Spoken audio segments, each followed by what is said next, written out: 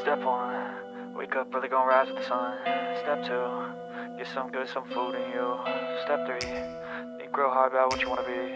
Step 4, everybody just do your thing. Wake up, today's gonna be a good day. Wake up, today's gonna be a good day. Wake up, today's gonna be a good day. Wake up, today's gonna be a good day. Wake up, today's gonna be a good day. Wake up, today's gonna be a good day. Wake up, today's gonna be a good day. Wake up, today's gonna be a good day. Yo. Set your affirmations, aspirations. I got shit to do, the aftermath of preparation. Good food, good mood, blood in circulation. One step at a time, yeah, that's how you make it. Set a goal you control and the steps you take them. I try to pick one thought, have some concentration. And if I make a mistake, it's called education. I try to do this every day, call it replication. Wake up, today's gonna be a good day. Wake up, today's gonna be a good day. Wake up, today's gonna be a good day. Wake up, today's gonna be a good day. Wake up, today's gonna be a good day. Wake up, today's gonna be a good day. Wake up, today's gonna be a good day. Wake up, today's gonna be a good day. So life ain't easy, yo, I think there's a reason though. Ups and downs, just like every different season, yo. Sometimes I'm high, other times I'm barely breathing, though. I always gotta fight and hide from the demons, yo. Negative thoughts are poison, they rot. Head full of flaws, so here come the clouds.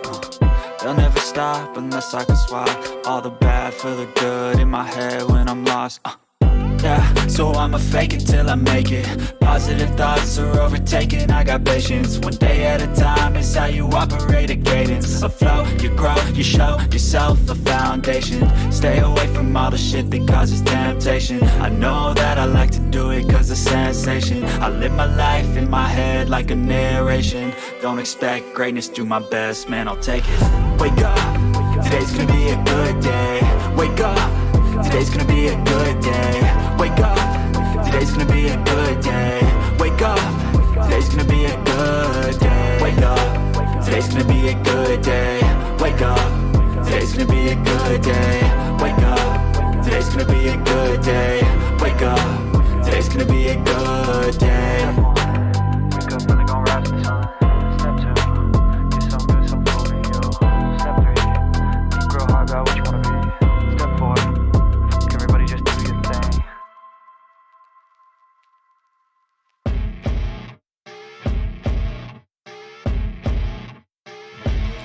As you wake up in the morning, you want to find the latest, greatest information about criminal cases and have an intuitive conversation about the suspects associated with these cases. Head over to the Bullhorn Betty channel on YouTube.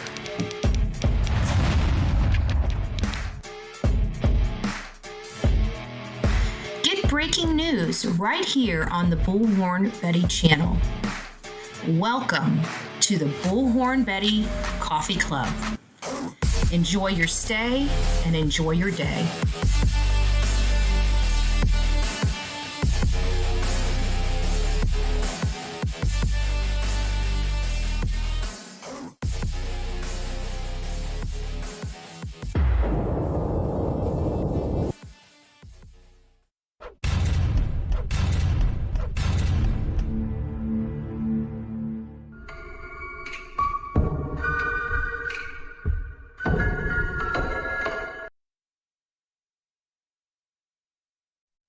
Beautiful people. Sorry, I'm looking at my stats. So it looks like we're dropping a little bit, but not too bad this morning, folks. I had some audio stuff going, bouncing in, bouncing out. We don't even have our handy dandy light. I think you guys are going to have to deal with me kind of darker.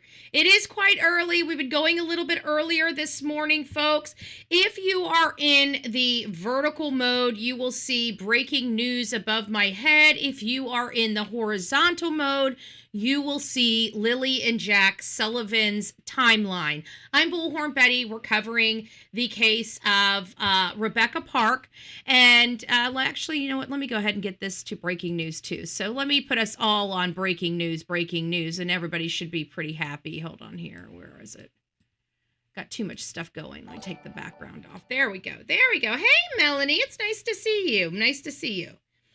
So it's nice to see you, Eeyore. Denise is coming in. Hobo's mom, it's nice to see you this morning. Eeyore Blues, Sonia, Brown Eyed Girl. Thank you so much for the super stickers. I appreciate it, folks. If you guys would like to participate, TGIF.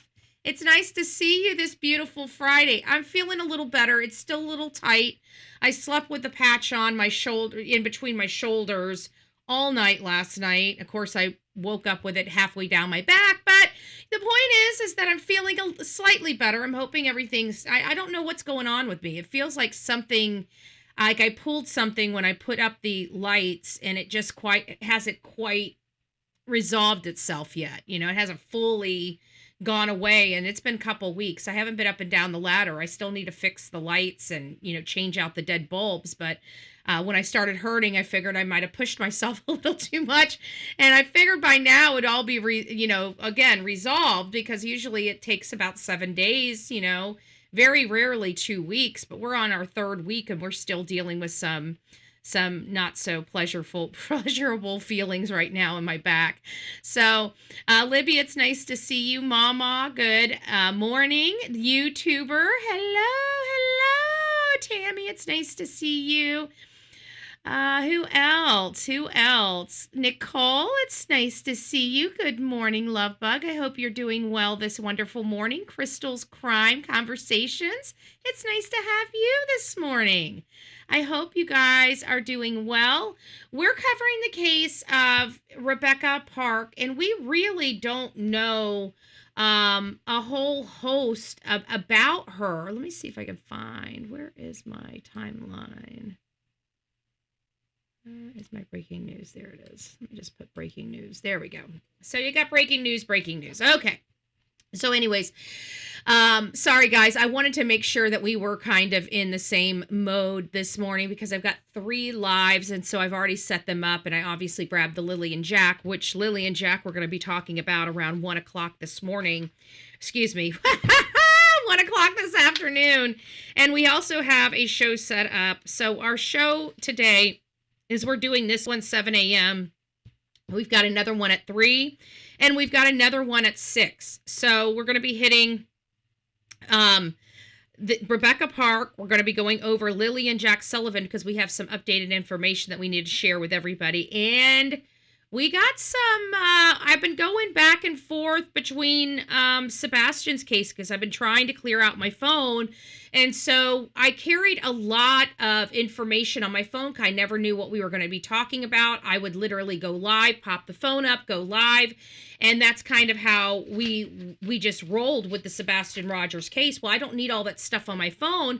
So I was going through my phone to see what I could move over into iCloud and take off my phone, you know, because I ultimately take the iCloud and download it and put it onto a hard drive. So I have a process, you know. We start out with collecting a lot of stuff on the phone. We do a lot of work on the phone. We do a lot of videos from the phone. I only run my live streams from the computer. So all of my work is really done on my cell phone, believe it or not.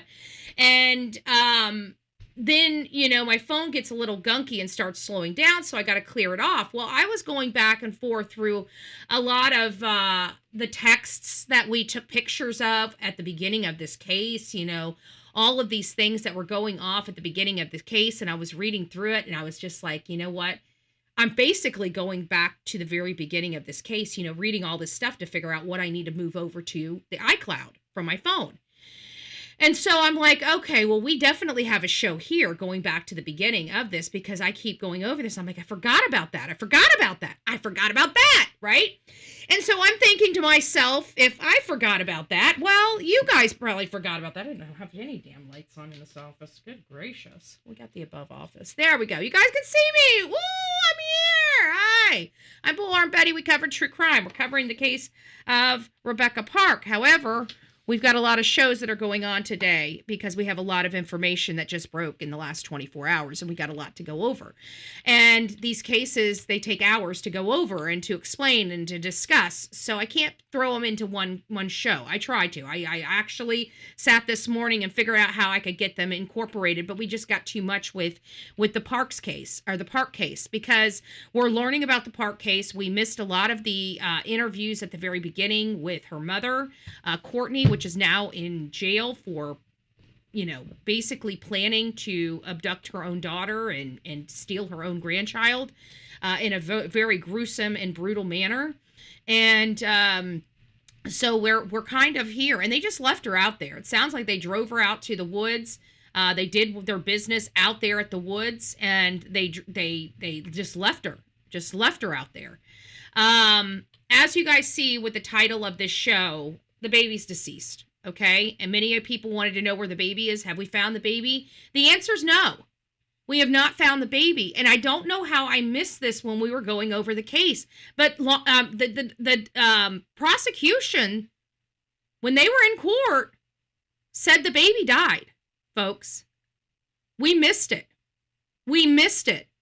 And when I went back to this story, I listened to it again, and lo and behold, it's right there. It's right there. We've been sitting here hoping and praying, what did they think? What this, that? Hey, Steffers, it's nice to see you. And, hey, Veronica. Gigi, good morning. Steffers. Oh, I says hi, Steffers. Shining Star, it's nice to see you. Melanie, good morning, ladies. Right? Baby is missing, but baby is deceased does not make sense at all. I get it. But I think they're trying to find the baby. Maybe they think some animal may have, if they left the baby there. We don't know what they're thinking here. But in court, I don't know how we missed it. I think, what I think the reason why we missed it is it's very, very faint. You did not really even pay attention to it. But the story that they laid out in court was so shocking that I truly believe we were just still listening to the shock and the ick of the case, that one little word we missed. So I know you guys are looking at me like I got like 18 million heads. It's like, I had already seen Nicole. She's like, Betty, how's this child missing? Right. Let me get to it. Where is it? This one. All right, guys, give me just a second. I got to move us down here. So I think this is where we should be right now. You guys all should see kind of new developments on the case. For those that are in the vertical mode, I will adjust it as we start playing it. But I want you guys to hear it. We're going to get there and we're going to go back. Okay. It's okay. Hey, Nicole, you know what? We all keep everybody accountable here. That's you're good. You're good. But I missed it. And I was listening to something and it came across. Everybody's been missing it. But it came across and I'm like, and it caught my attention. I'm like, well, right. And yanked the neck right back. Now, my neck is kind of hurting. That just kind of hurt a little bit. I got to be honest with you. But that's okay. Well, it's worth it. It's worth it for the show. So we ended up like, ooh. How did we miss that? So this is breaking news, folks, because nobody's been talking about, yes, we have a missing baby, but they do not believe this baby is alive. And we kind of felt that, but that's still an assumption, right? We can't say that that's fact when we feel it. We kind of feel law enforcement feels that, but until they say it, it's not factual. They've said it. We missed it. This child, this baby, this poor little baby is gone. Okay, and that's what law enforcement believes. That's what the evidence leads to believe. So let me make this. Let me get this to you guys because it's here. Okay, and it's when they describe the stabbing and the removal. Okay, now I'm putting this up on the screen. I think you guys hold on. Let me adjust. I need to adjust our poor vertical. Our vertical mode real quick here, folks. So just give me a second so I can make this as aesthetically pleasing as possible for our vertical view. Guys, and if you're in vertical, I can't adjust the screen until it starts playing so I can see where we can move it to, okay? So I just scrunched it down as much as possible so you can see as much as possible, but we will go back to the spot. You guys will hear it. I know usually we talk about some stuff and then we get into it, but with this particular, in me coming with such a powerful, breaking news story, because people have been looking for a baby and we've been hopeful that this child is alive.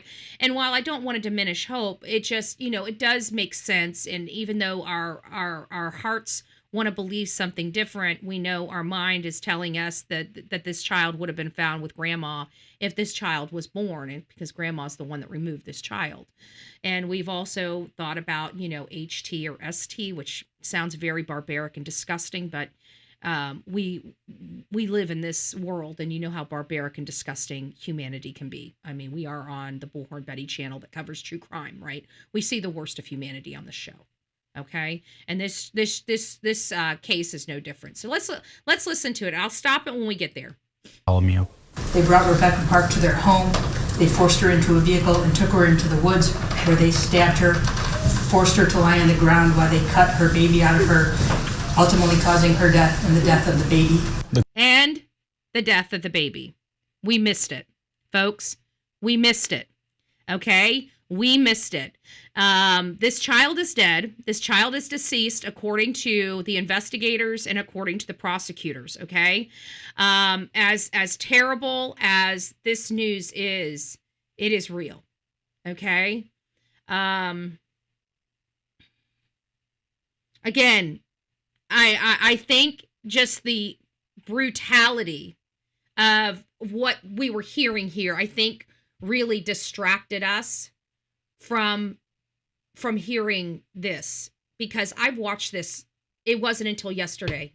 I was sitting in bed last night listening to another clip, and I'm like, no, ouch. I keep doing that. I keep thinking my neck's just fine, but it's not. It's feeling a little better, but I can feel, I don't want to push it too much, okay? But I yanked my neck, proverbially, whatever I'm trying to say here, turn my neck. I couldn't physically turn my neck because I'm in a lot of neck pain, okay? I'm a pain in the neck today. I'm a pain in the neck to my own self today, okay? I'm just saying. Oh, that's right. Do we have the party? Oh, this is the, that's the party horn. I already have the party horn. Hold on. I gotta take that off. If I put that, oh, this is it.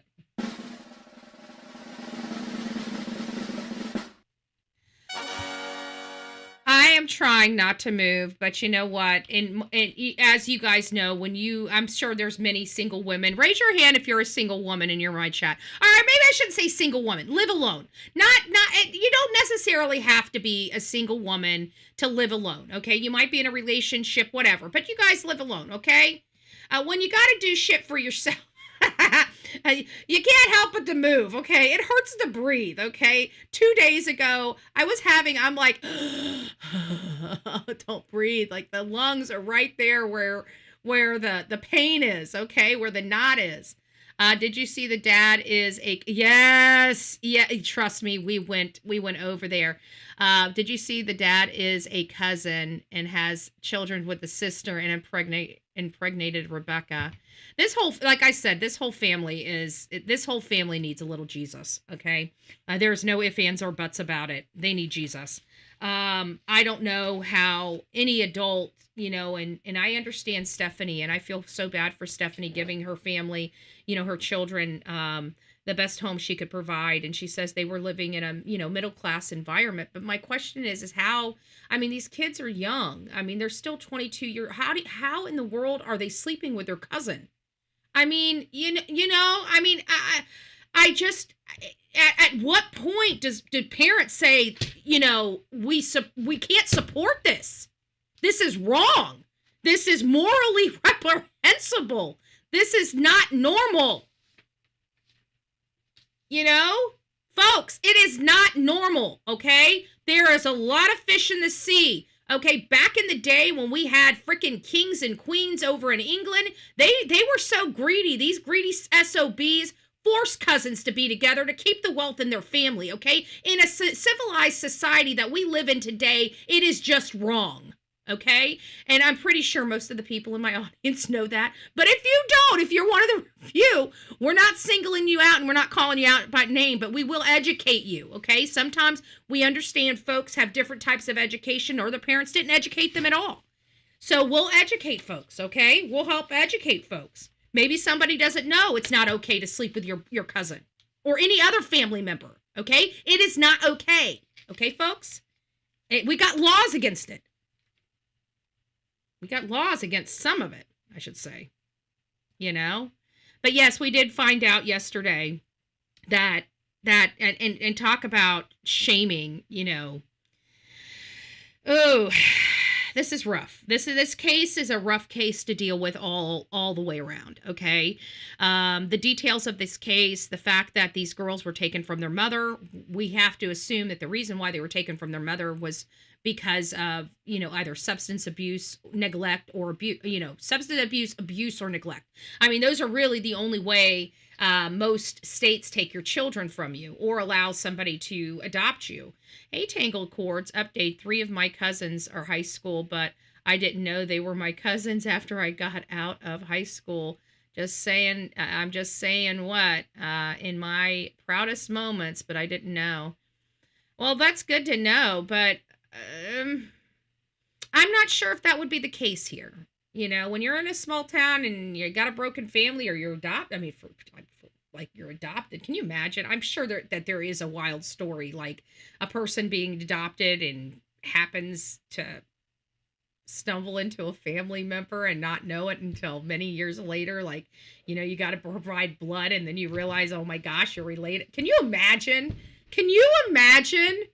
You know, today, a lot of families, especially back, you know, when my parents were, there was a lot of poor families that couldn't take care of their kids, and states went and took the kids from the parents. They didn't give them money to help support the family like they do today. They took the kids. If you couldn't take care of your kids and they were in squalor, they took them out of your home and put them into somebody else's home. That's just how it worked. That's just how it was. And yeah, sorry, Dan, autocorrect. I dated 3 cousins, but I didn't know they were my cousins. Yeah. Yes, that does happen, brothers and sisters. Seriously. I mean, I'm sure it's very few, maybe like 1 in a million, but I can't imagine like being adopted and not realizing, you know, because you don't know your family. You only know the new family you have, and you've never met this person before in your life, you know?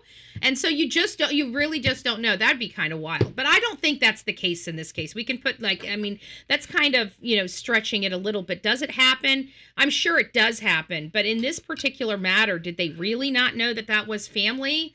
I can't imagine. It seemed like, seemed like their mother, you think about it. It was the first cousin to her mother and a second cousin. So that means that these people were just allowing their young children to be kind of exploited by, other older, whatever. You guys get it. Because first cousin, that means that person should have been probably more in line with the age of the mom, not the child that's having this child. Anyways, I don't want to distract from this case. Yes, we have a very unsavory, immoral makeup here. There's no, but does that equate to somebody losing their life in this magnitude? I don't think it does. I think it just adds to, like, how did we not see this coming a mile away type of argument in the case. Like, this is like, at what point did they think all of this immoral living wasn't going to catch up with them?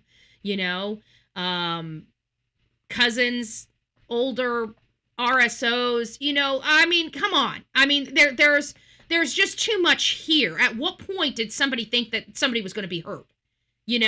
The whole damn family. And I'm sorry.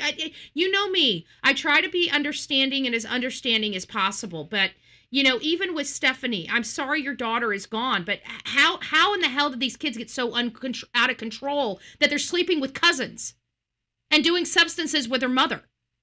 Like, I'm just trying to figure out how the hell we got here. And why are all these young girls with such older men having babies? And why is nobody in their family saying this is wrong? Even Miss Stephanie, Mommy.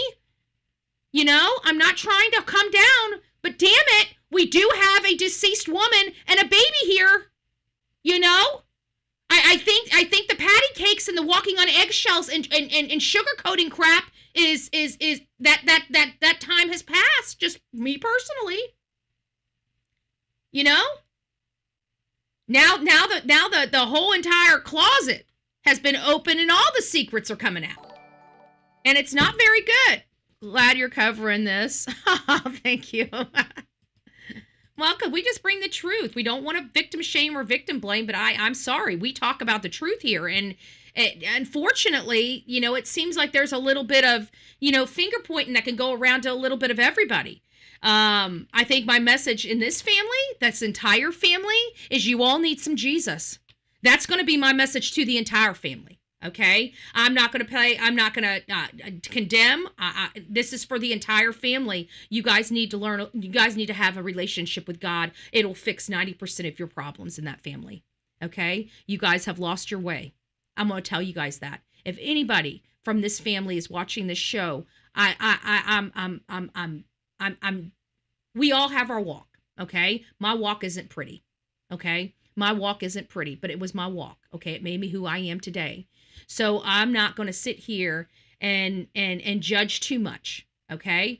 I got to judge a little bit because we got a dead 22-year-old and a dead infant, okay? So we're going to have to judge a little bit, okay?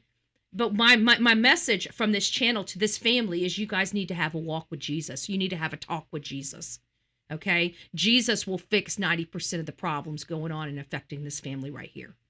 So if you are part of this family and you don't know what to do, it's time for you to start hitting your knees and in a good way inside of a church, okay? It's time for you to ask for some forgiveness, all of you. Because the way you are living your life, if nobody has told you it's wrong, here, let Bullhorn Betty tell you, you're living the wrong type of life. All of you. All of you. This family needs Jesus. And if this was okay in this family, this community needs some Jesus. I don't know which it is. But I think we need to be some Jesus and God dealers around here. Okay, when we're touching this story here. So there's all kinds of immorality here. And I my heart bleeds for Stephanie Park, you know, being mom and raising these kids. And I know how hard, because let's face it, right? My mom had to raise me. She's a good woman. And she had a problem child, right? My mama had to deal with raising a problem child. I was absolutely 100% a problem child and turned into a problem adult. Okay? And we had a lot of problems in our family. Okay? And those things affected me in my teenage years as well as my adult years, and affected me, quite frankly, into my 30s before I started making some significant changes in my life. But I can tell you,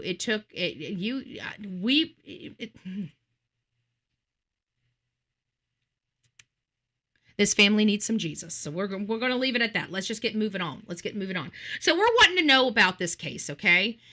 Me and you know they did not find the baby, but we're going to play it now that we have a few more people in the chat. We missed it, guys. The baby's gone, okay? This baby did not make it. The baby has not been found, but the baby did not make it, okay? And you're probably asking, how do you know? I don't know. It sounds like the forensic team knows, okay? Because they were before the court. This is an officer of the court right here. This is a prosecuting attorney, okay? So she's for the state. And she stated in this court hearing to a judge that this child is deceased, okay? This baby is gone. Now, we missed it because we watched this. We're going to go back and listen to it again so everybody gets an opportunity to hear the statements. This is not something I wanted to hear, folks. This is something we've heard we've played this particular section 2 times, both days on this show, and missed it every single time. And I was sitting in bed, you know, I had the patch on. I'm sitting there watching something on TV, and I'm reviewing something on my phone, and I come across a video from another content creator, and of course I'm listening to it.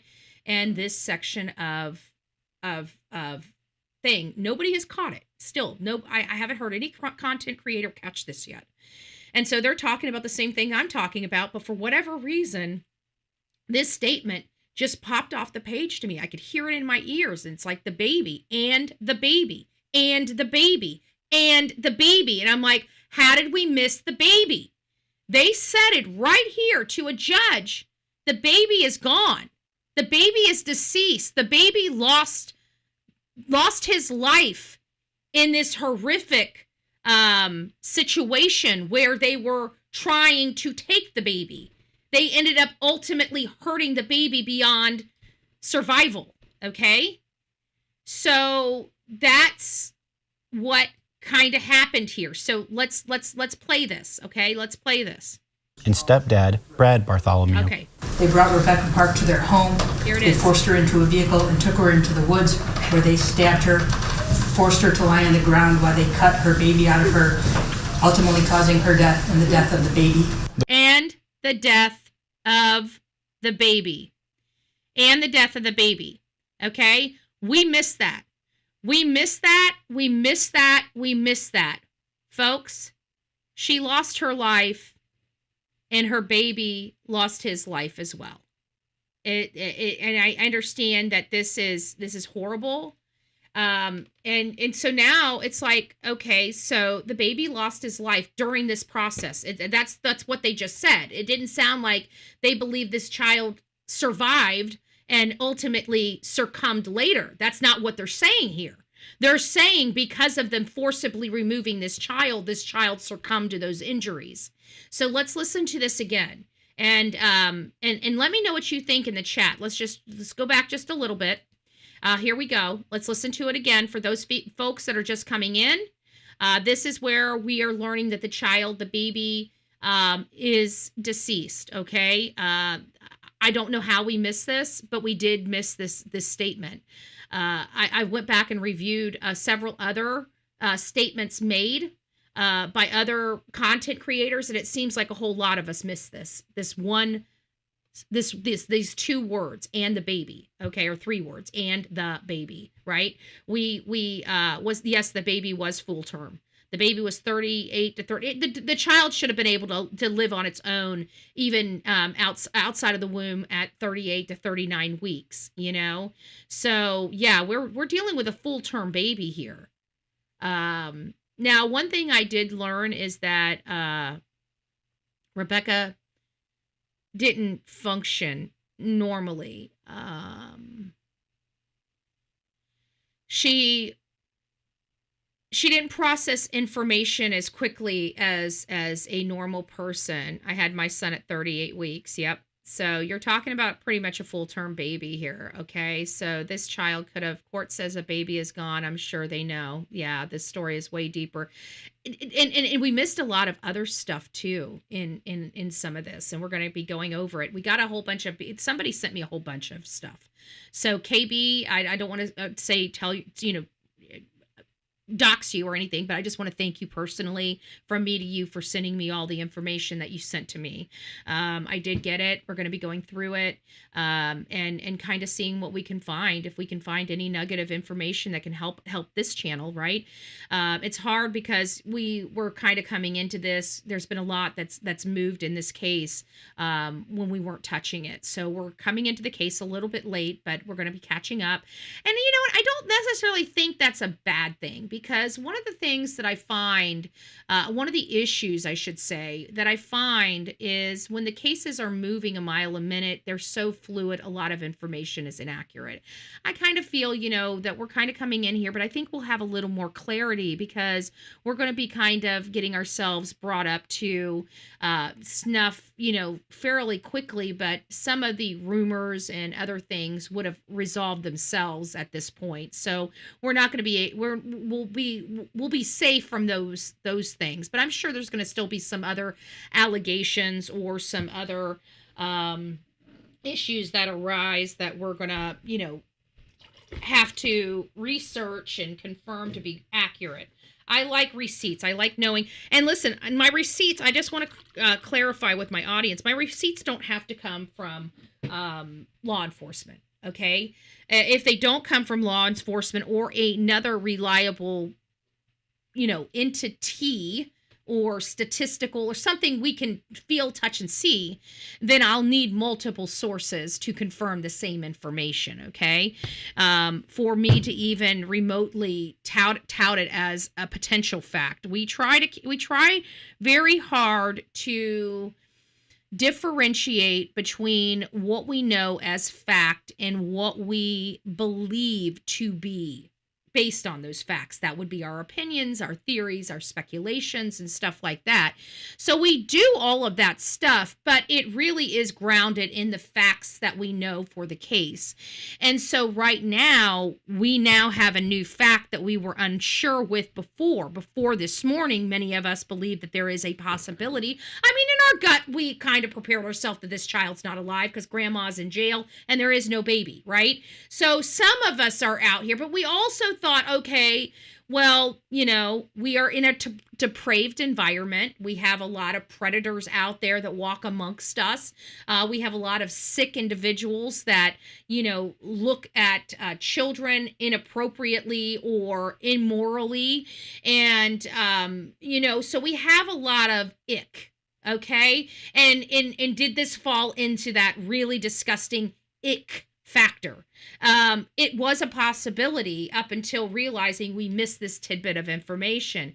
It sounds like this child did not survive this ambush of his mother and this forced delivery of him. It sounds like during that horrific process, they didn't know what the hell they were doing. Why? Because they're not freaking doctors. Did you look at them? They look like idiots. Okay? Plain and simple. Why in the hell? You know how stupid they are? They're so stupid, they think they're smarter than a doctor. They think that doctors don't need really degrees, that it's just a waste of time to go to medical school because any yahoo can do it. That's how stupid these people are. Okay? I just want to put it down just like that. But we are at this time showing a little grace, okay, folks? We are showing a little grace to the RSO fiance. It makes me almost want to puke in my mouth saying that. Showing grace to an RSO fiance. I don't think we're going to show grace to the RSO fiance, but we're not going to beat him up for this just yet, okay? Obviously, something happened. Going back and reviewing Stephanie's interview with Courtney, which we didn't quite finish, and we're not going to finish it today. We got other things that I want to look at. Oh, thank you, Brown Eye Girl. Welcome. I'm glad you have been supporting for 3 months. Thank you. Thank you. I appreciate that. Love to all. Oh my gosh, guys, for the first time in a long time, we met our goal. Thank you, guys. Oh, give you guys selves a round of applause.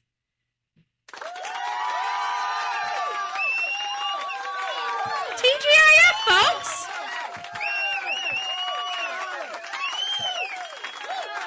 TGIF. The boss. Oh, thank you, Brown Eyed Girl. Brown Eyed Girl gifted a Bullhorn Betty membership. If you received your Bullhorn Betty membership, which it was the boss bish. Welcome to this crazy family we call the Coffee Club. The insane asylum. Grab your straight jacket and your padded room and welcome aboard. Hey, babes. It's nice to see you. It's nice to see you. All right, guys. So I know that we have a few new people kind of coming in, guys. I'm going to get on this subject. We will play this again, but I do want to get on to the rest of my show. We missed something. We missed a breaking news detail. Oh, thank you, son, because I'm a love machine. Sonia gifted 5 Bullhorn Betty memberships. If you received your Bullhorn Betty memberships, please do not forget to tell Sonia, our beautiful Sonia, thank you, and welcome to this crazy family we call the Coffee Club, i.e. the Insane Asylum. Grab your straight jacket and your padded room, and it looks like Vicky, welcome aboard, Rhonda, Rose, Big B and Brittany. Welcome, welcome, welcome. Yay. I love that. I love that for you guys. All right, guys. So the folks that are in here, let's just roll through it one more time so you guys can hear it. I brought the receipts. I know, like, this is not really happy. Oh, thank you, Melody, gifting it a bullhorn, Betty, because everybody likes it, because I'm a love machine. Ow! Thank you, Melanie gifted a Bullhorn Betty membership and went to Daffy Dog. Welcome to the crazy family we call the Coffee Club, i.e. the Insane Asylum. Grab your straitjacket in your padded room and welcome aboard, Daffy Dog. Hugs and kisses. Hugs and kisses. Don't forget, if you guys would love, it is Christmas time. Guys, you do not have to get a Bullhorn Betty coffee cup. Do you have that wonderful trip, that once-in-a-lifetime trip you and your best friend took? Or you and your husband? Or do you want matching cups? Like, one year I put on here, I'm the boss. And, it was my husband's cup. And it had an arrow and it pointed to me, right? When he drank it pointed who the boss was. I'm just saying. Oh, thank you. Let them be 66 gifted a Bullhorn Betty membership. Brown Eyed Girl gifted a Bullhorn Betty membership because I am a love machine. Ow! Leslie and Justice for Alyssa. Welcome to the crazy family we call the Coffee Club, i.e. the Insane Asylum. Grab your straitjacket in your padded room and welcome aboard. Thank you for all the love and the support. I appreciate it. I appreciate it. What we need more than anything is prayer. Prayer over this family. Prayer over this family that they get right with God. Because I'm telling you, this is, the whole world's in their bedroom right now, and it's not looking good. I'm just saying, that's not, when you're living life and nothing's going on. Oh my gosh, Veronica gifted 5 Bullhorn Betty memberships. If you received your 5 Bullhorn Betty memberships, don't forget to tell Veronica, thank you. Welcome to the family. This crazy family. Grab your straitjacket in your padded room, and it looks like Lexi, Mary, Heather Ann, Tanya, Deborah. Oh, well, welcome, guys. Welcome. Happy Barry. It's nice. Barry Happy. It's nice to see you, Debbie, Mama, Gigi. Good morning. Good morning, everyone. It's nice to see you, loves. It's nice to see you. So let's just play this one more time, and then we're going to move on, okay? So let me go back here to I think right here. Here we go.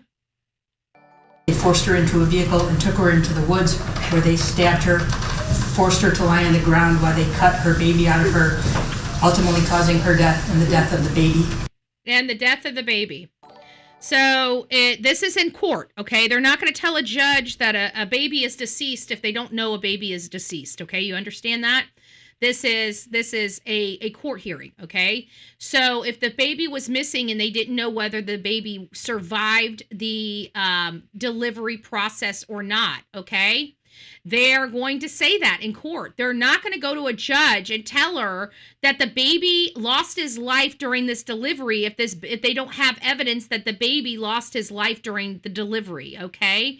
I'm sorry, this is just, I know how the court works, okay? And I know how prosecutors work. And they are saying that this child lost his life as a statement of fact before a court, okay? So it is going to be now the position of the Bullhorn Betty channel that this child is deceased, okay? Now the question is going to be, where's the baby? Okay, where is the baby? We don't know if this child perished or how long it took the child to perish, okay?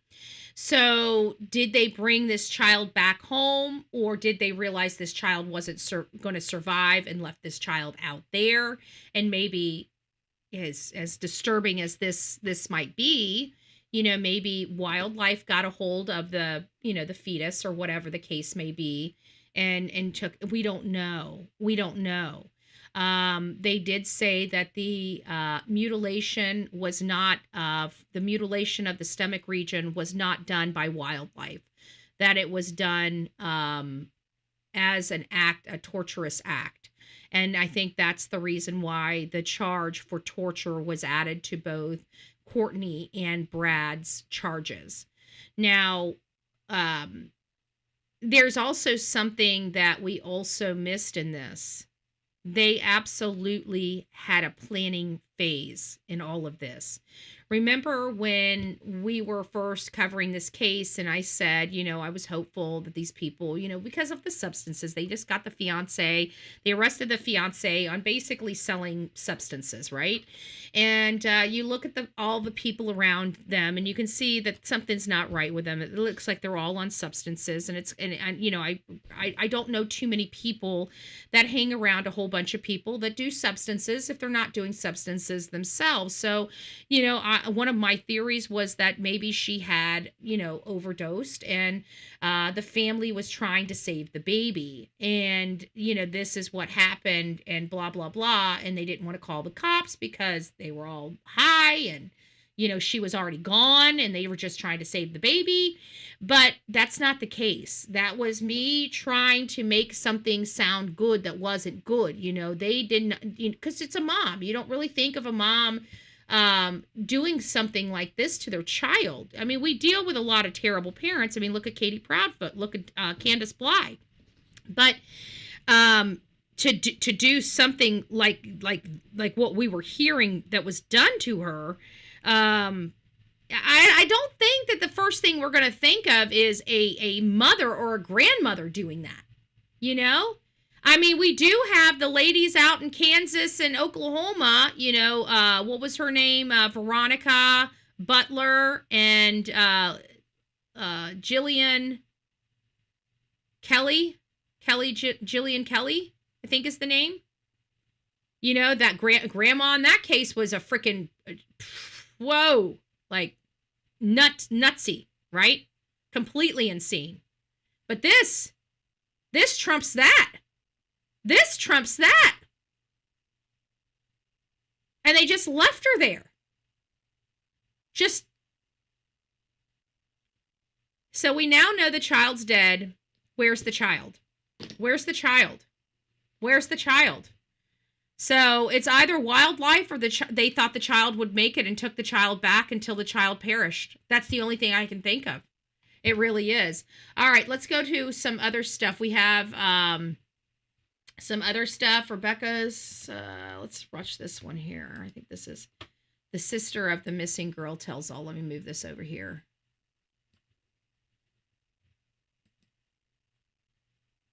Give it a second. So I think give it a second. So it's very important. Okay. Sorry, give it just a second. We got a lot of bandwidth being used. Okay, so when I download this stuff, it probably probably makes me a little jerky, and probably slows down some things on my channel. So let me go ahead and get this to screen share. There we go. Perfect. It looks like it came in perfect on both sides. And let me go ahead and start playing this. Now, this, from my understanding, is the sister. We're only going to watch a little bit of this, folks, okay? We're only going to watch, where's my breaking news? We're only going to watch a little bit of this because, just like yesterday, this is going to consume a portion, and I've got things to do, plus another live. Just to let you guys know, we have all of our lives scheduled today. If you are interested here, let me give you the breakdown of the cases for today. So today, right now, we're going on Rebecca Park. We're gonna play this, and then we're gonna close out the show for this. We will be back at 1:00 this afternoon, and we are going to be covering the new details and the new breaking news on Lily and Jack Sullivan. There is some crazy news out there making the news cycle. So we'll do that at 1 o'clock this afternoon. If you guys have been covering the Lily and Jack case and you're not going to want to miss this live, go ahead on over and sub up and get notified for that live that's going to be happening at 1 o'clock this afternoon. And then we're going to come back around 6 o'clock tonight, and we're going to close the day out with a show on Sebastian Rogers. Again, we're going back. I was clearing out my phone, and it was unintended, but there's a lot of stuff that I forgot. There's a lot of stuff that I forgot clearly because I was reading it and trying to decide whether it was time for it to move over to the iCloud file. And so my process is with how I do all of my stories is everything's done pretty much on my phone. I do my videos on my phone. I do my research on my phone. I do a lot of stuff. I run the shows from the computers, but I'm always on the go. So I'm always working on my phone. Okay. Because I work nonstop. And so I have a lot of stuff, and it's starting to gunk up my phone because now we've had the Sullivan case after that. We've had the Decker case after that. We've had the Austin Drummond case. We had the Devil Dens case. All of that stuff is gunky funky with my phone, right? So I'm like, okay, Sebastian's case is winding down. What in this case, because I want some stuff so when I go live, I still have my thumbnails I can put behind me. I have some details, and I want to keep some things on my phone, and some of the unnecessary stuff I want to file in the iCloud file so I can take the iCloud file, download it, and move it over to the external hard drive so it has a home, so it doesn't go anywhere, and that is secured. So that's kind of my process is here. And so my phone's getting gunky. I'm getting, I have my iCloud starting to get full, and so I'm trying to get everything as much as possible. And so while I was trying to clear out my phone, I was reading through some stuff, making sure that if this goes to Lily and Jack's case, it goes to Lily and Jack's case. If it goes to Ashley Buzzard case, it goes to the Ashley Buzzard case. You're going through it and organizing your stuff. You got a whole bunch of crap here. You got several different cases going. Some stuff is all commingled, so you got to go through it diligently and look at every little thing. Well, I came across a shit ton of text messages, conversations we had back in the day. I even listened to this. I have a system in place, folks, because we were wondering what I was talking about when they started filing those protective orders. Well, now I have a list because I can see exactly what I was doing on those days now. So we're going to go back. We're going to end up going back and finding out what we were talking about that spooked Chris and Katie so much that they had to lie under oath and try to throw me in jail, which they were ultimately successful for. But they're going to have hell to pay because of that, because they lied under oath. And you can't lie under oath, throw somebody in jail, and think you're going to get away with it. You just can't do that. And even though Sumner County is freaking corrupt as shit, and they all thought they could get away with it, well, that's what the appeals courts are for. And we are absolutely prepared for appeals. We're absolutely, because they all railroaded me.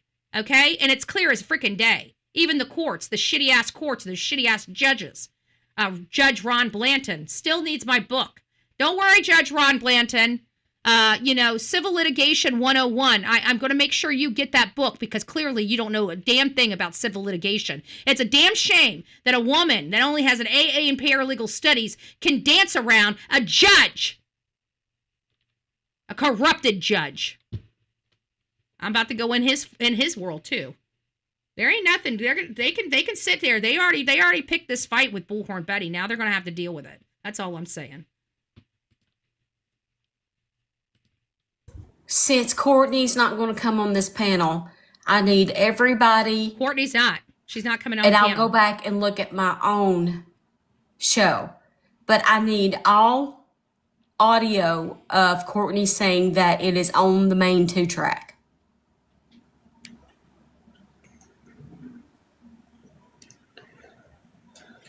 All audio. Now, I have something to show you. Not that nobody has been there. I don't think they have, because we were talking about that. She don't have, she is out in town and don't have a good signal. That's okay. I'll continue. But a family member I gave the exact coordinates. Yes, they are on the big YT. I gave the exact coordinates according to the screenshot that Rich sent to a family member who drove down there and recorded all of it for us. Not just a simple search down the 2-track, not just a little over here and a little over there. We done the whole drive, and where the coordinates landed will shock you. All right, let's get into the interview. We won't get flagged if we do. Okay. I really don't. It's okay, Jason. It's okay. Oh, Lord. Okay, let's keep going. I'm so sorry. Somebody sent me a text saying, of course. Bad. Who threw a phone out the window? Oh. That's so, okay. I don't know. Uncovered. All she has to do is not open up TikTok no more.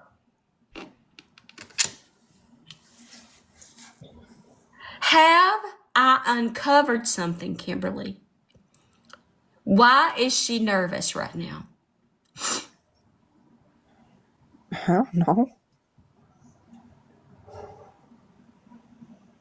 Do you want this to be over? Yes, I do.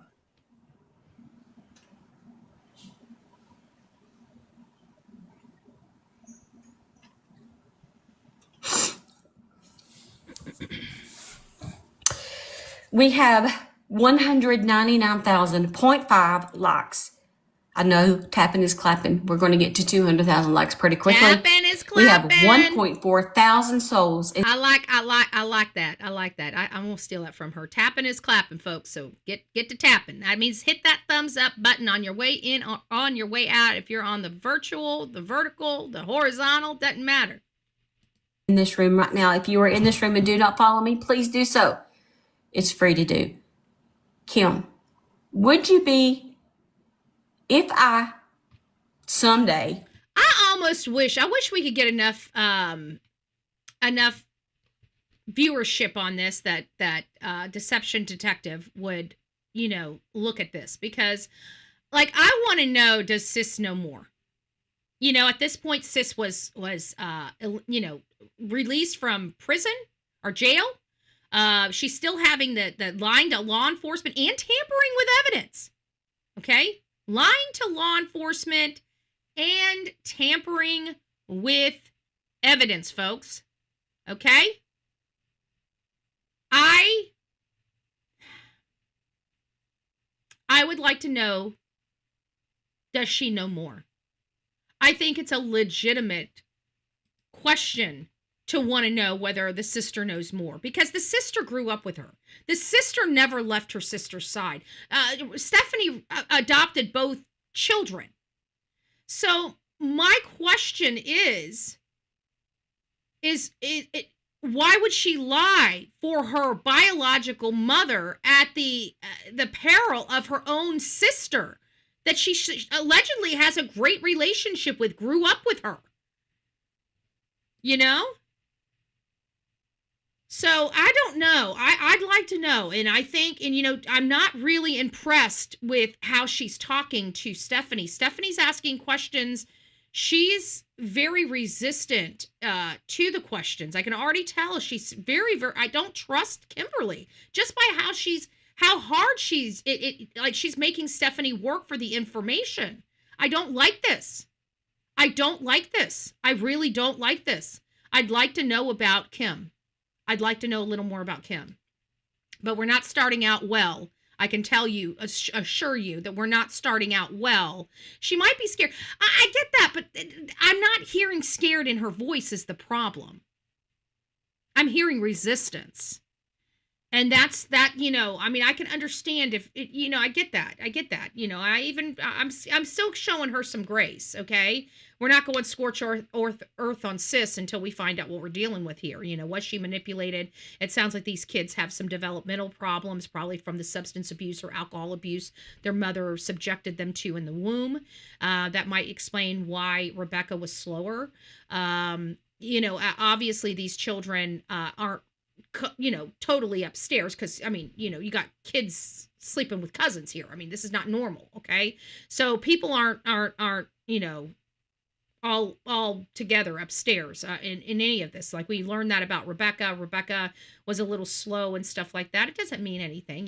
People live life. Not everybody fires on all cylinders. Okay. That's just reality for life, for the world, right? So some of us are lighter, some of us are darker, some of us are smarter, some of us are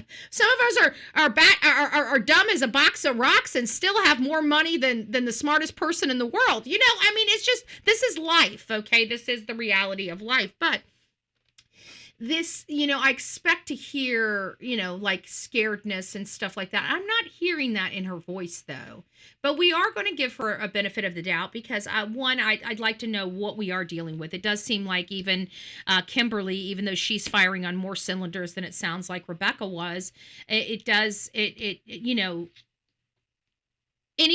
that's slow or has any type of illness mentally or educationally, not illness, but slow, like some people, there's nothing wrong with they're just uneducated, so there is that.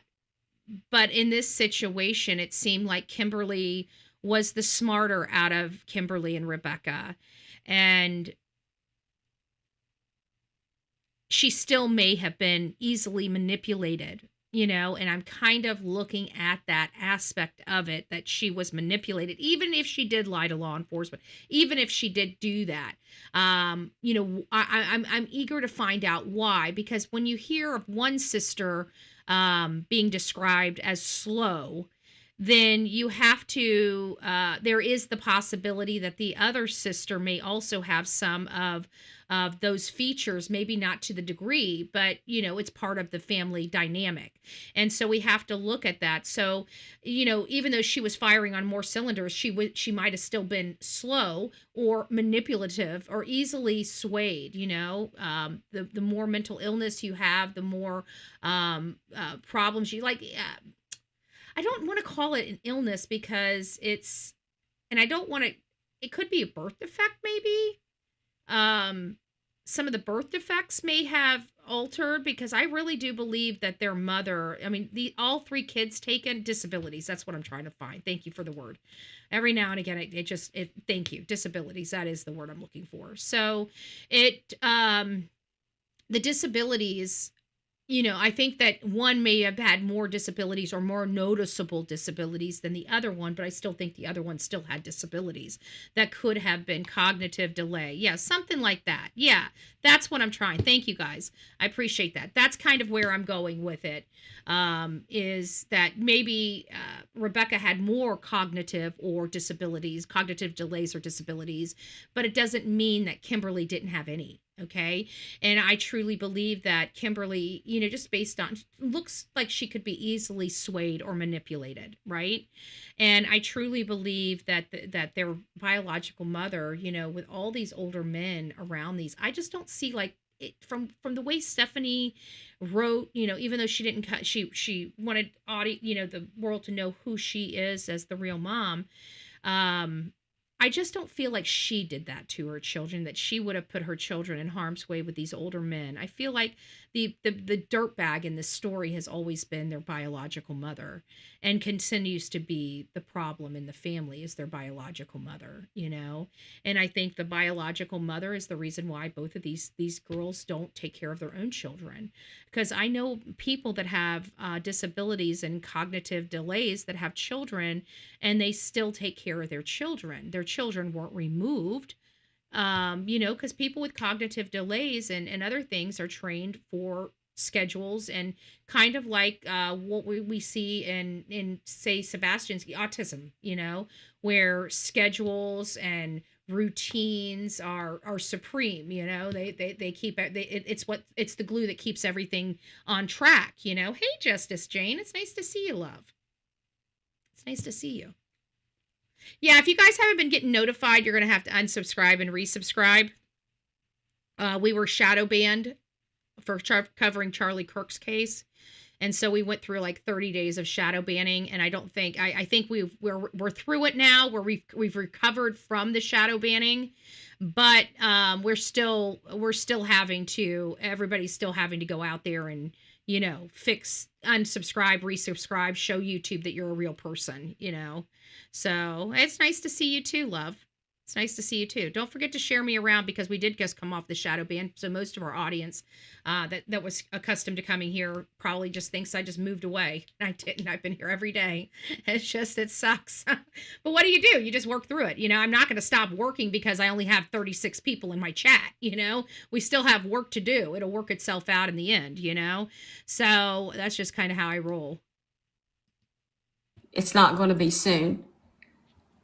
If your sister hasn't returned back safely, that I could get this story on national news. Your mom won't go on, but would you? Yeah, I would. Okay. Why do you think your mom would say, no, I don't want to do that? Always a red flag. Always a red flag. Always a red flag, folks.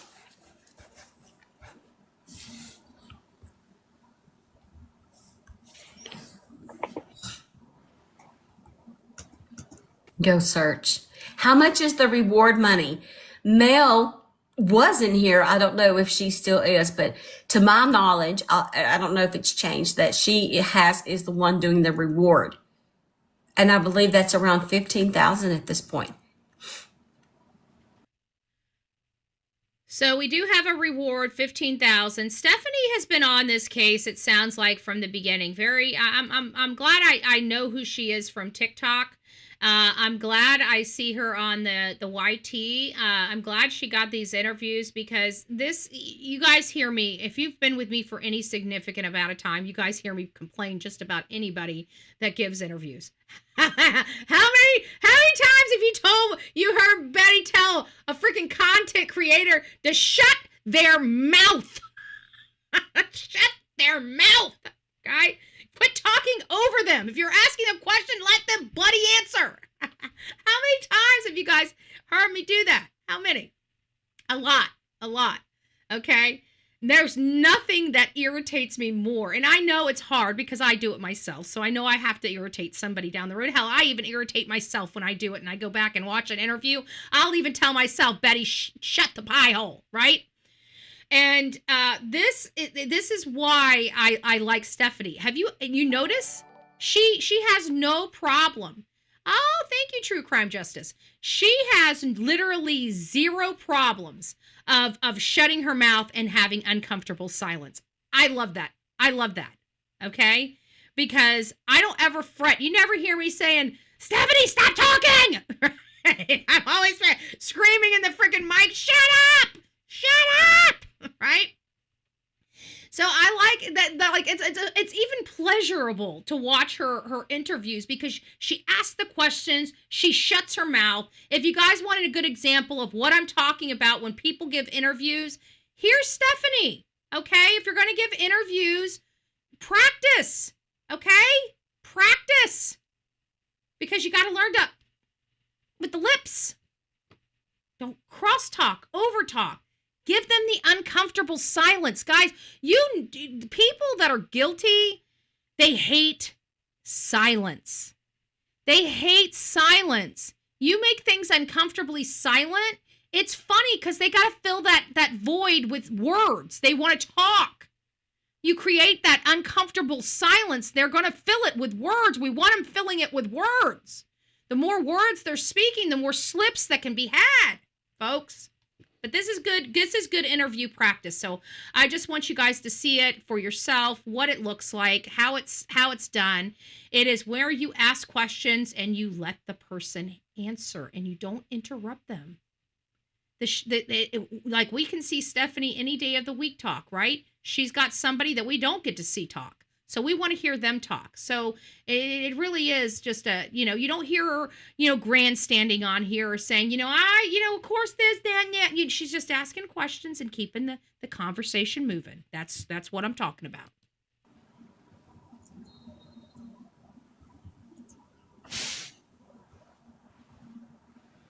I don't know.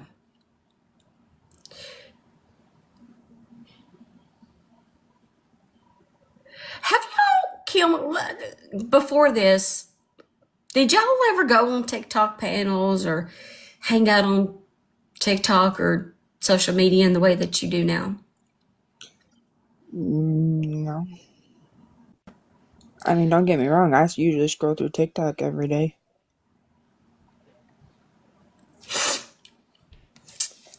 So Sis seems like I don't like Sis's attitude. why? I don't like Sis's attitude. I really don't. So like there Sis's are. attitude.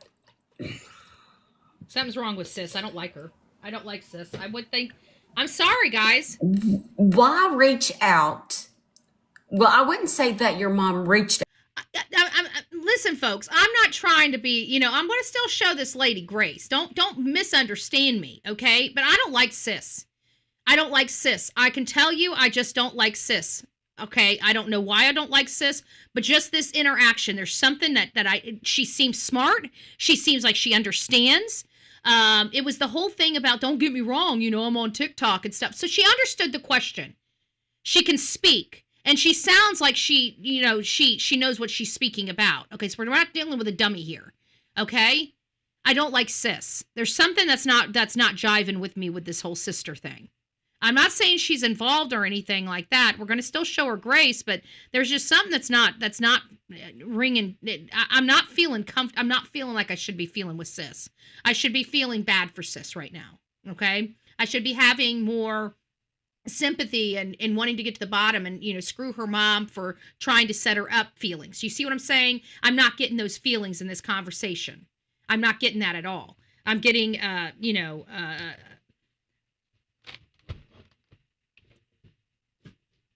I don't know. I'm not getting I'm not feeling what I should be feeling in this interview. Okay, I'm just telling you straight up. We've been doing this a long time. This is not. I get the same. It's not vibing. I think that's the best word. I'm not vibing with this whole thing with Sis. Sis is not coming across well in this. I'm just letting you know. out for help, but Maybe she didn't know. clearly Maybe she you didn't know. want the national exposure because somebody somewhere saw something. But then she's mad. I mean, I know I'm asking you, and you can't answer for her because you're not her. You two different people. I just can't rack my brain. Why? Do you see how? Okay. Let's take this back just a little bit. Okay, we're gonna take this back just a little. Let's roll it on back. Let's roll it on back. Okay, folks, we have an issue here because you've got a Chris Proudfoot. We identified the behavior of Courtney as that of Chris Proudfoot. Okay, the behavior, the attitude, the appearance of wanting help, but really doing everything you can to thwart the help that you're getting. We identified that in the interview that we were reviewing with Stephanie just yesterday. Okay. And I started pointing out, I said, as we were watching it together, we were watching it for the first time together, at least most of us were. Maybe some of you guys had seen it previously, but for most of us, we were watching it for the first time. And I remember stopping it and saying, we know the outcome, so it's kind of hard, for me to say, oh, I believe that this would have happened because of this, right? We know the outcome because mom's already in jail. So I'm like, this is where, and I stopped everything. I said, this is where I would have start changing and already start identifying that she's deceased. This is where my position on this case would have changed. And I said, but I don't expect you guys to believe it because we are already there. I said, let's see if Stephanie picks up on it. And she did. So even she, while she was giving this interview with the mother, Courtney, she was picking up on this because literally in what was it? 23 minutes, I think is what we said. 20 something minutes. Let's not do the 23, 20 plus minutes. I know it was more than 20 minutes into this interview. Okay. Oops, I got to sneeze. Give me a second.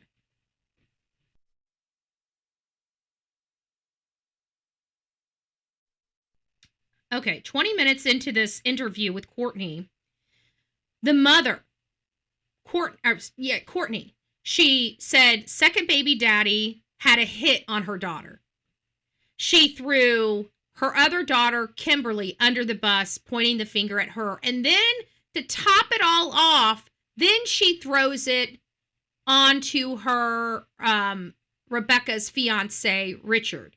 So literally in 20 minutes, she accused 3 different people of executing her daughter. That was highly weird. That was red flags to me.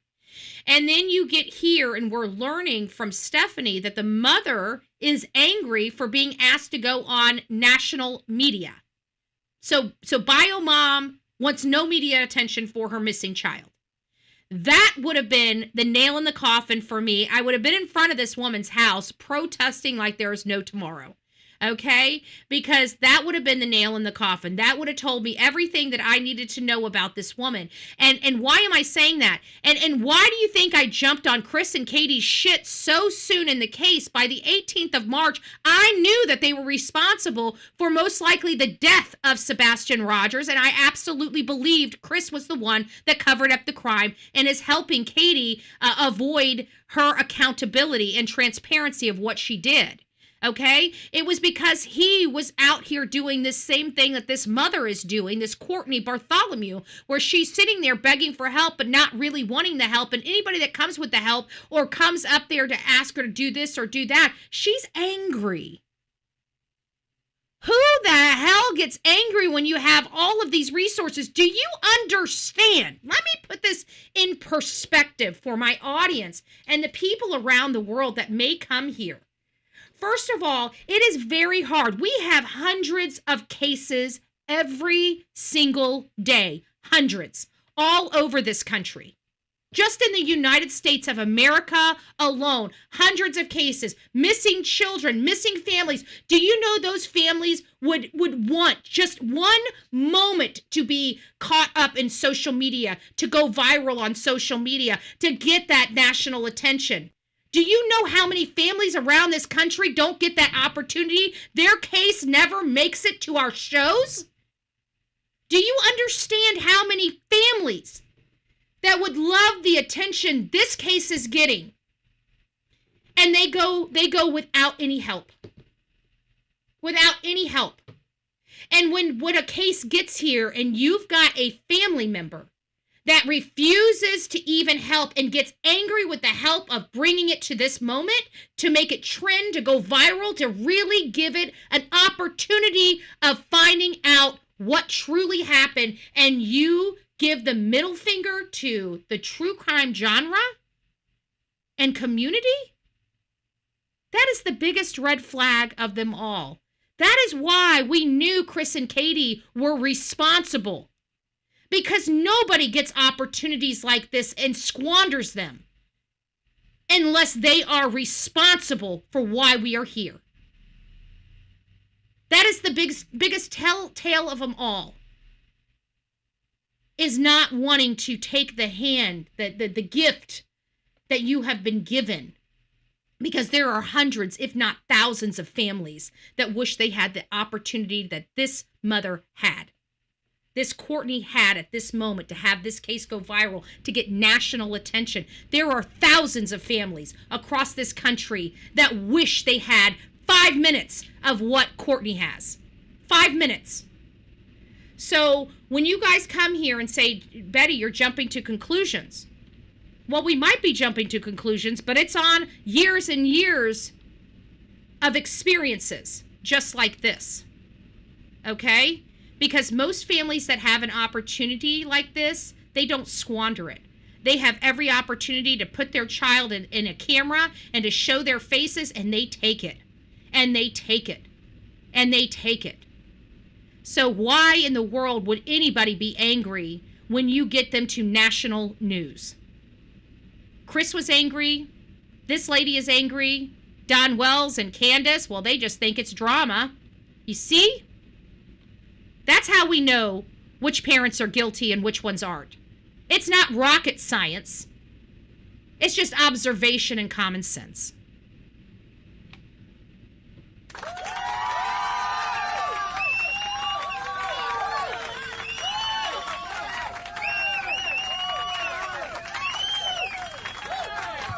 Love us one night, hate us another.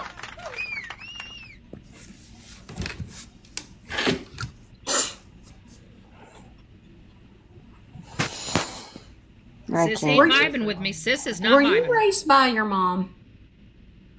I was raised by my foster parents, my adopted parents. When had you always had contact with your mom growing up? The bio mom? No. When did that contact begin? When I was 17. And from what I've been told, that she wasn't supposed to have contact till the youngest was of 18. Wow.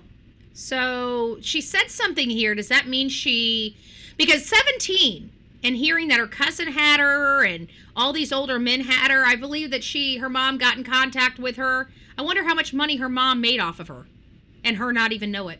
I'm sorry. I'm going to ask those questions. Because it seemed like she had a normal life until her mother came back in her life at 17 years old, and now all of a sudden she's with her cousin? Cut it out. Did she reach out for contact with you or vice versa? She reached out for contact with me. She was the one that initially started this whole conversation. Wow. See? Why? What was the motivation? Bounty? What was the motivation of her mother reaching out to her? What was, you know what? We hear about this stuff all the time, folks. What was her mom's motivation to reaching out to her when she wasn't supposed to be reaching out to her? And you're telling me now she's got babies with her cousin? On her mama's side? Her bio mama's side?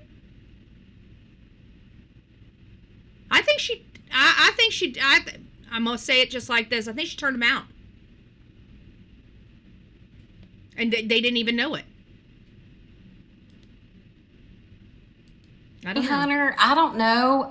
There's not a request button for you. I don't like this at all. You have enough followers. Let me try to follow back and see if that works. Because your account is private, so you have to hit the button, the request button, the little blue and pink person. Yeah, I do too. That's why I can't send you an invite, because your account is private.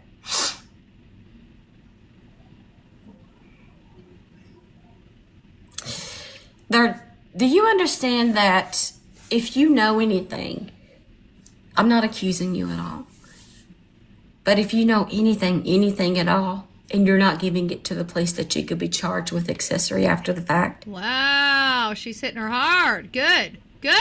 She should know that, you know? Like I've been telling everybody, I don't know anything. I really don't.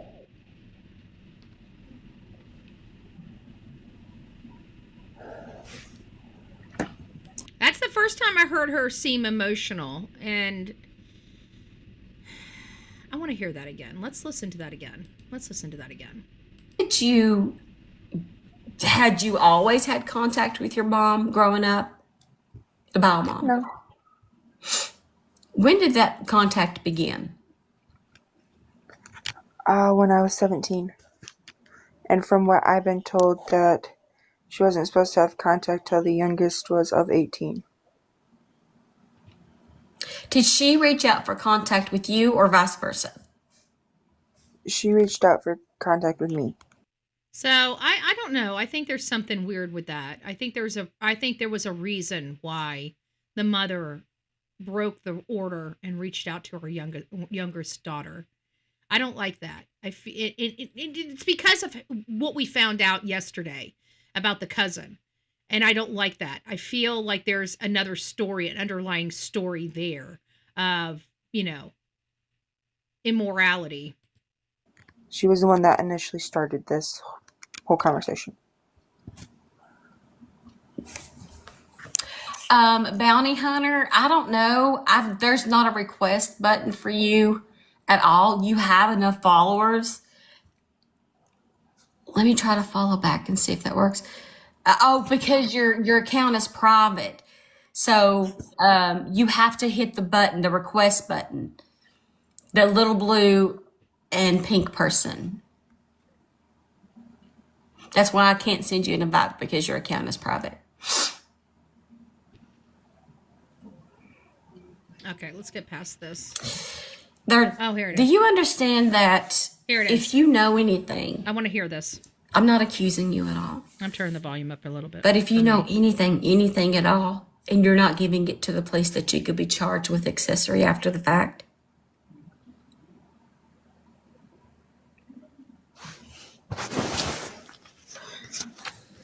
Like I've been telling everybody, I don't know anything. I really don't. I don't know if I believe her. I thought I was going to believe her after I turned it up and re-listened to it, but I thought it was, I thought I was going to hear. It sounded like she was, it caught her, and she, kind of got back into, kind of snapped back, but and felt like I thought I was gonna, because when she would, I thought I was gonna hear that she was, that it was affecting her that way, like she was worried that, and I didn't hear that. It just sounded like she just breathed in. So I thought it sounded more sincere, but when I listened, I have a way of turning it up on my end. I don't think it really turns it up on your end. I think it's just for my headphones, and I listened to it a little bit closer, and it's not what I thought it was. So I'm not convinced that she doesn't know anything. I'm sorry, I'm just not. I'm not there yet. I'm not there yet, but I'm still not past the manipulative part, and that's the reason why we're showing this lady grace, right? Kimberly, we're showing grace because we believe she was manipulated by her mom. Now, that may not be the truth, right?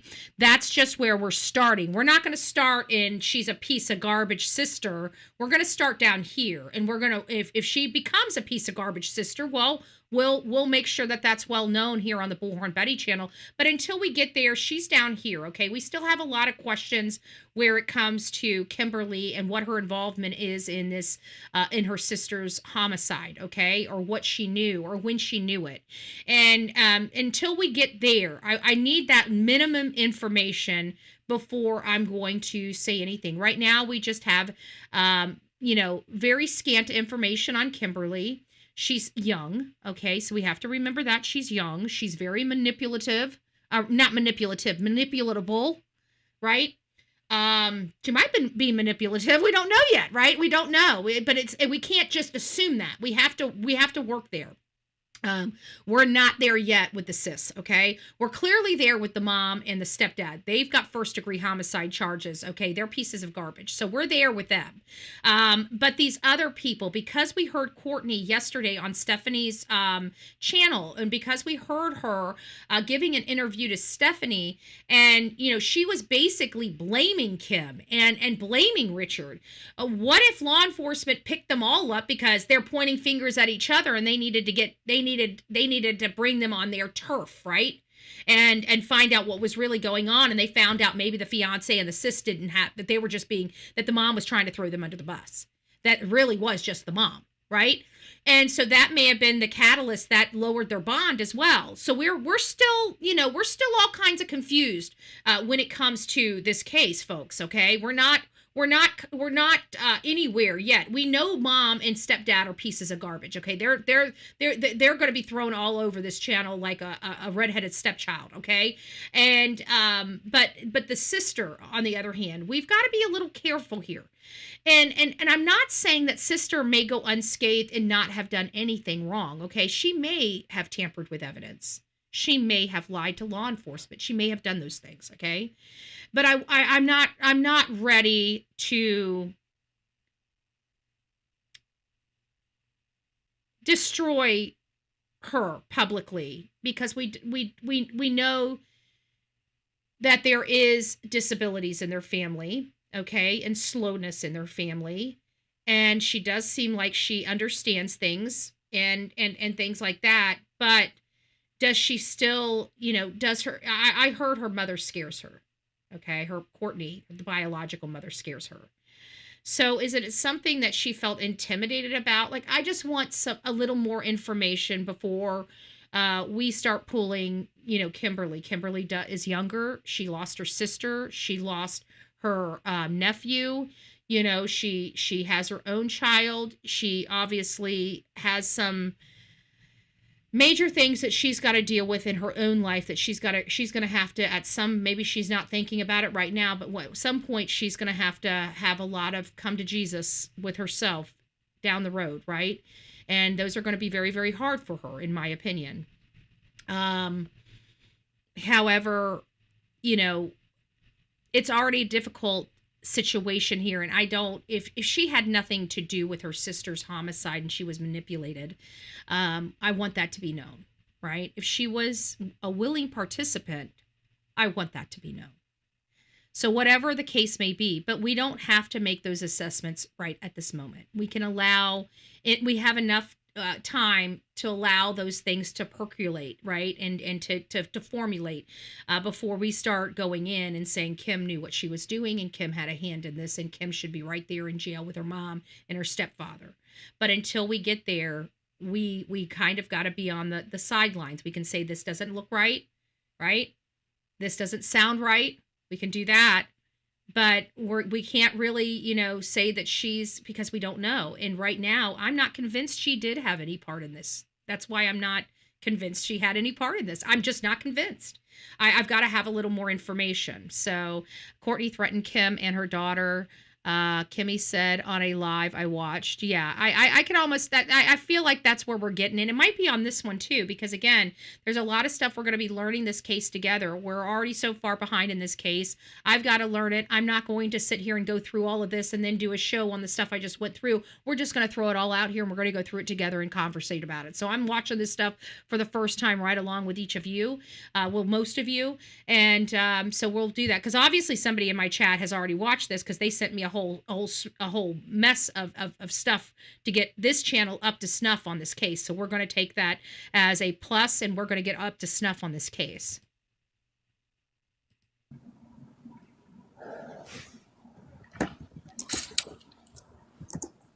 There we go. I think it's going to work now.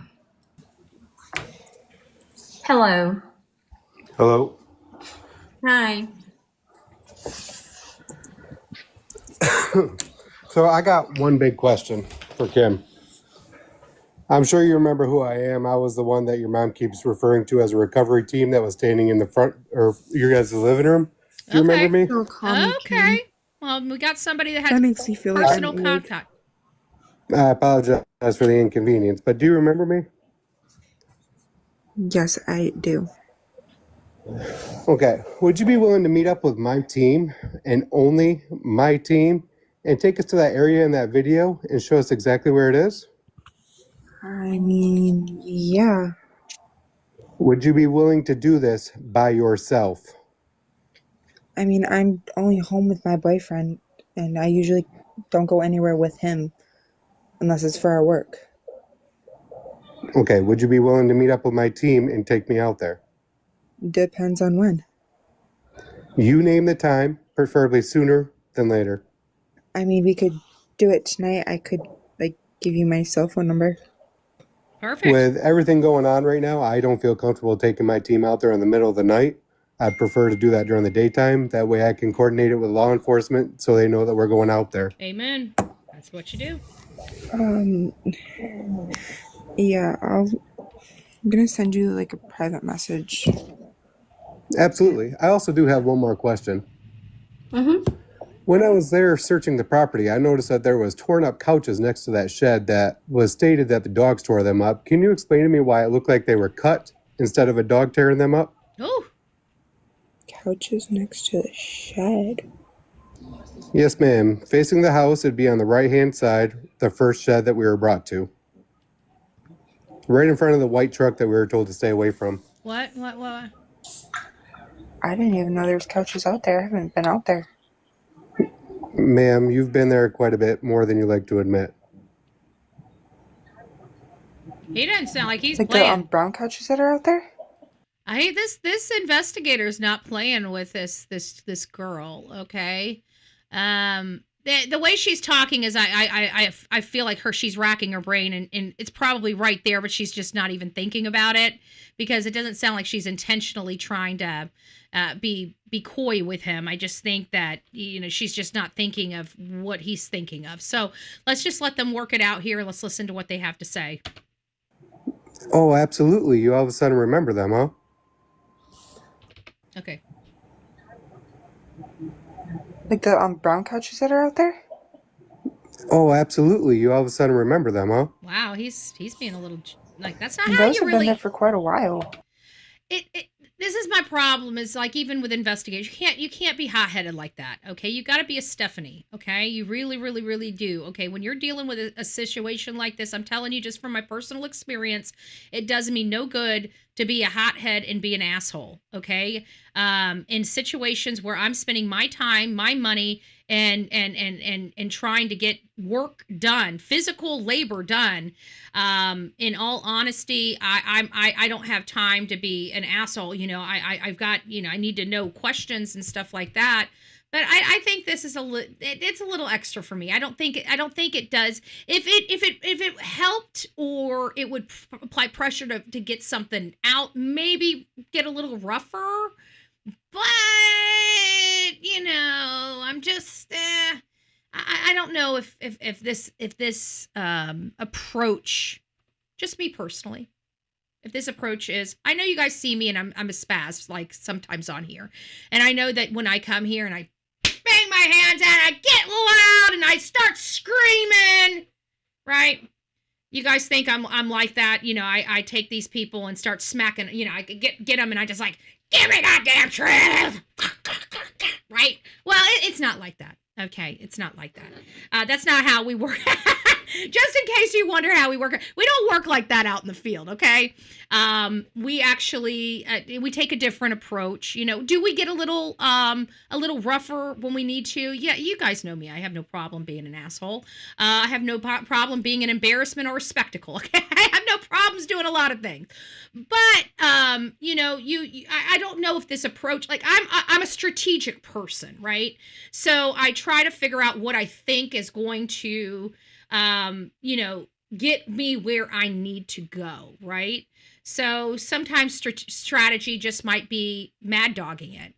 Sometimes strategy might just be showing up, but just saying, hey, how you doing? Or going in and just make somebody shake in their boots a little. Just go knock on the door and say, hey, I'm Andra, I'm with the Bullhorn Betty channel. Can you explain to me this? Maybe it's just something like that.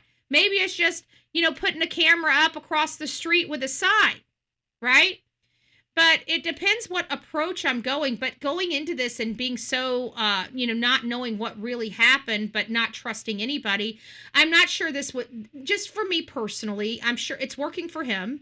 So I don't want to take something that works for him. Maybe he's already just dealt with her enough and he's just sick of her shit. And that's why he's just like, we don't know, right?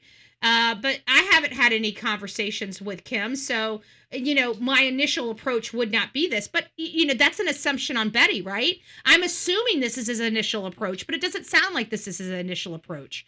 This sounds like he's already been dealing with this case for a little minute at a time. He's talking about being at her house, being in the living room, and asking questions. And he's obviously doesn't believe anybody in this family. So something is vibing with everybody. Like, we can tell by Stephanie, she's not really vibing with the mom, and she's already getting the red flags that we're seeing. Why is she upset that we're trying to get this into national news? Why is she always trying to get the investigators out of the case? Remember, she was trying to blame her daughter Kim as the reason why these investigators here decided they didn't want to work the case anymore. And so it sounds like maybe these investigators are just sick of all of them. Maybe that's why he's just sick of dealing with them, right? And he just wants them to know, listen, I need this information. You're not giving giving me this information. I need this, and this. Explain this to me. Explain this to me. Explain this to me. Because she's talking about handing him her phone number, right? So that means he doesn't have her phone number. So that means he hasn't been able to communicate with her. So she's not being a cooperating or willing participant in his investigation from where I'm sitting. And maybe that's a red flag to him. And that's maybe why he's a little manhandling her a little bit. You know, maybe because I mean, I'm a female. I say manhandling, you know, not that physically. I'm not going to say woman handling him, okay? We're going to say manhandling him for men and women, okay? So he's manhandling her, but not just a proverbial manhandle, okay? Not, you know, he's not tossing her around the room, okay, or smacking her in her face. But he is kind of getting up in her face, you know, through the phone, okay? As far as I know. When me and As my far daughter as you were know. there, Let's go back. Oh, absolutely. You all of a sudden remember them, huh? those have been there for quite a while, as far as I know. When me and As my far daughter as were you there know, back in January. Can you let me know then why I have pictures from October 27th of those couches being in the house? Oh! And also a chair in the house as well. That chair is also located next to the shed.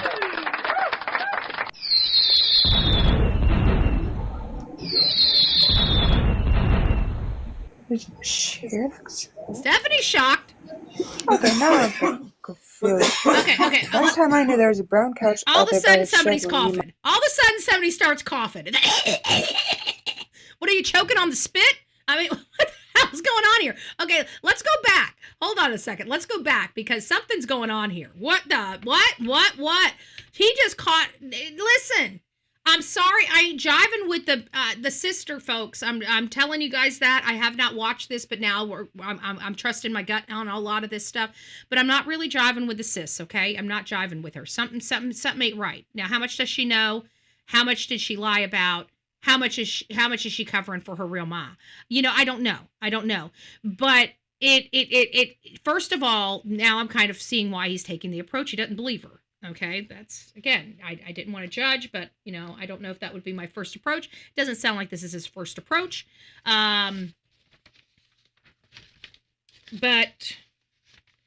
he's got photos of those couches being inside their home October, less than a month ago. And they're outside, sliced and diced. Crystal, Betty is partially deaf, speaks loud. Who's at Crystal? If anybody has a problem with it, if you're too stupid to realize you have a volume control button on your end, it's not my problem, okay? If you're too stupid, if you really have a pea brain on a Friday where you're going to come into my chat and talk about how loud I talk, first of all, yes, I am deaf in my ear. I speak very, very loud. Oh, no, I'm not new. Oh, it was you. I thought. She said at Crystal. I didn't know it was you coming in here. You know me. She's okay. She's one of my mods on my... Were they talking about you? Don't be coming in here, Crystal Pistol. No, don't you dare. I cannot believe him. I'm going to have to whack a troll. Are you going to be the troll today, Crystal? I thought they said Crystal, and I'm like, wait a minute. She talking about the friggin' volume of us. Sorry. All right. Now that I know it's my crystal, not your crystal. I thought it was a crystal that snuck in here. I'd never think that you were rude. I'm sorry. I just wouldn't. I know you too well. So I didn't know she was talking about you. She just said at Crystal, and she spelled it differently. She spelled it, are you sure they were talking about you? Because she spelled it Kristal. Maybe she was talking to you. Betty is partially deaf and speaks loud because of it. I was teasing Betty. Are you new here? Oh, Mary Kincaid. Mary, don't be rude. Sorry, it wasn't Steph, or it wasn't Crystal. It was Mary. Thank you, Mary. It's nice to see you. I haven't seen you in a really long time. Just to say. But I hope you're doing well. It's nice to see you, love. Yes, I'm very loud. And I'm going to continue. We start out the show and say I'm the loudest freaking channel on YouTube, folks. Who missed the memo? Who missed the memo? No. Thank you. Thank you, Mary. I am pretty loud. Thank you.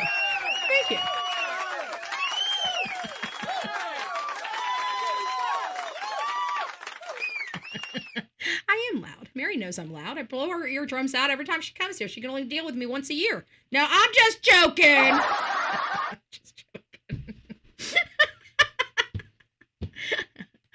That's why we haven't seen Mary. She's like, shit, I can't deal with this lady screaming in my ear. Well, let's go see if she's still screaming. She comes over here, like, yep, she's still screaming. Things haven't changed. We're still over here screaming, Mary. Just thought I'd throw that out there. I hope you're having a good Friday. God bless you.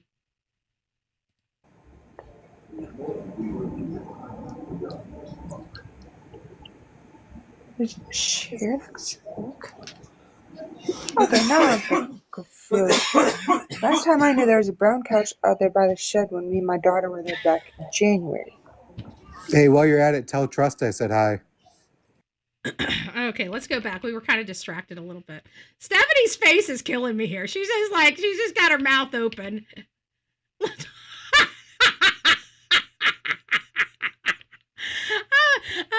Oh, it was a joke. That's okay. We're all fine. We're all fine. I got leaky balls anyways. My eyes, every time I laugh, they start crying. I'm getting so sick of it. Like I almost want, do they have drops? I know they have the ones for dry eyeballs, but I got leaky eyeballs. I got leaky balls. Do they have a cure for leaky balls?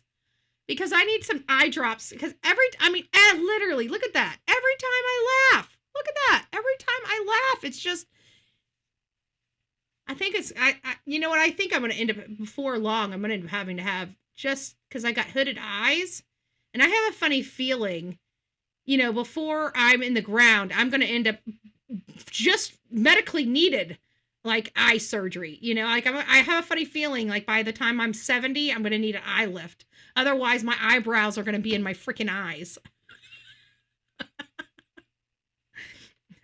I have some Asian descent in me, okay? It doesn't make for good eyeballs. I'm just saying. Hey, Skylar, it's nice to see you. Ruby, very happy. Yeah, we're all a little deaf. Don't worry about it. So I think that what we could probably do, I almost want to. I'm gonna have to reach out to Stephanie. She's probably gonna tell me I can't do this, but I'll have to ask her permission because I'm gonna have to take all of her facial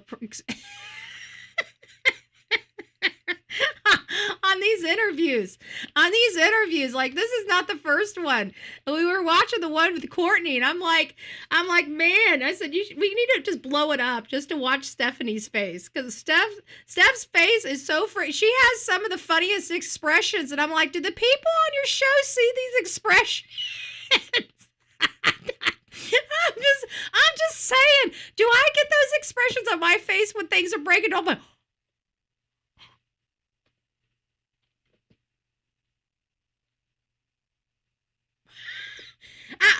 I would just like to know. Because it's been a while since we've done an interview. I'm just saying. What?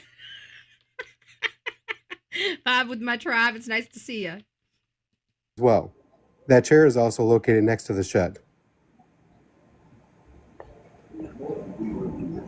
Look at her. I'm sorry.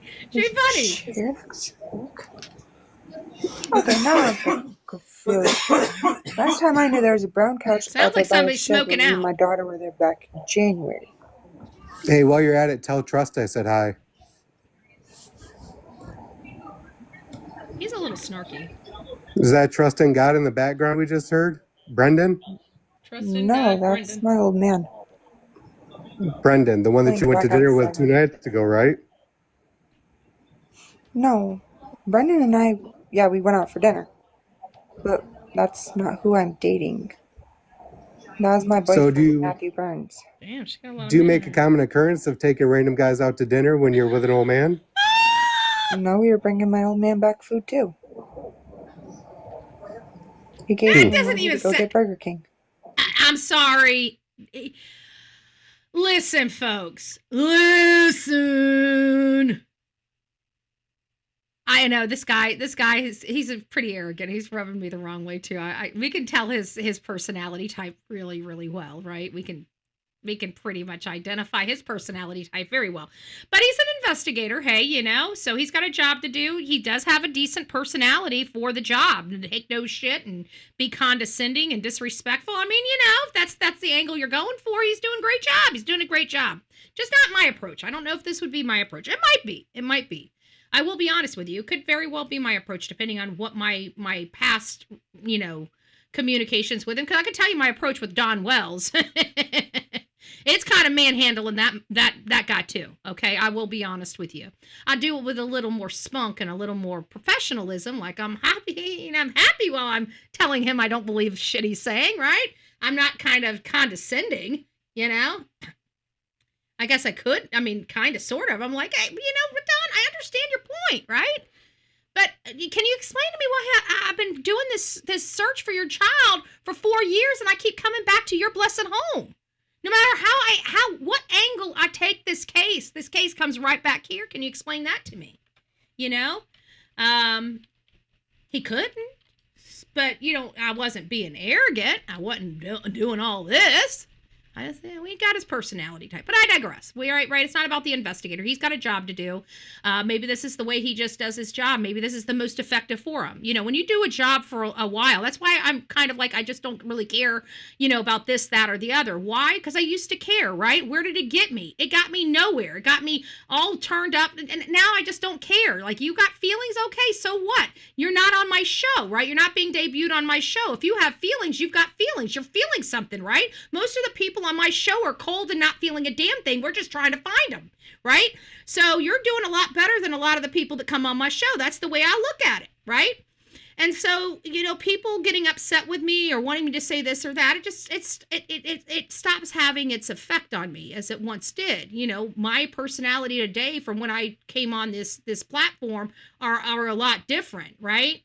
I'm a very abrasive woman this day and age, right? It's from the PTSD of being stalked, harassed, and just put through a meat grinder. Now it's like, okay, I really don't care.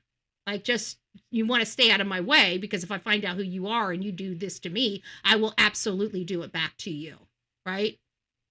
Just desserts and all. I'm happy, you know. Karma delivery service.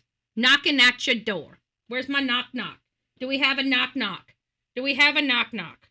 We do not have a knock knock, but we do have this.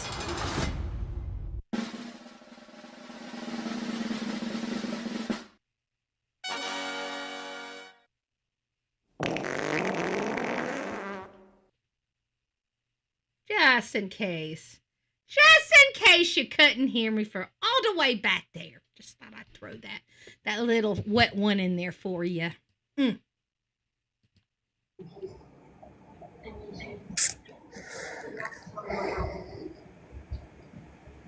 Christy been acting strange for weeks.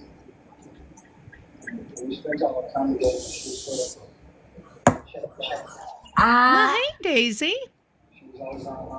These couches is the new. Excuse me if I'm losing my words here. Why Also, is the couch torn up?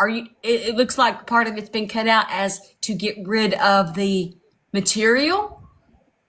yes, ma'am. They stated to me that the dogs tore the furniture up. Well, I'm well aware of what a dog can do to a couch, and it would not be an organized straight line cut. No dog I've ever seen do that one.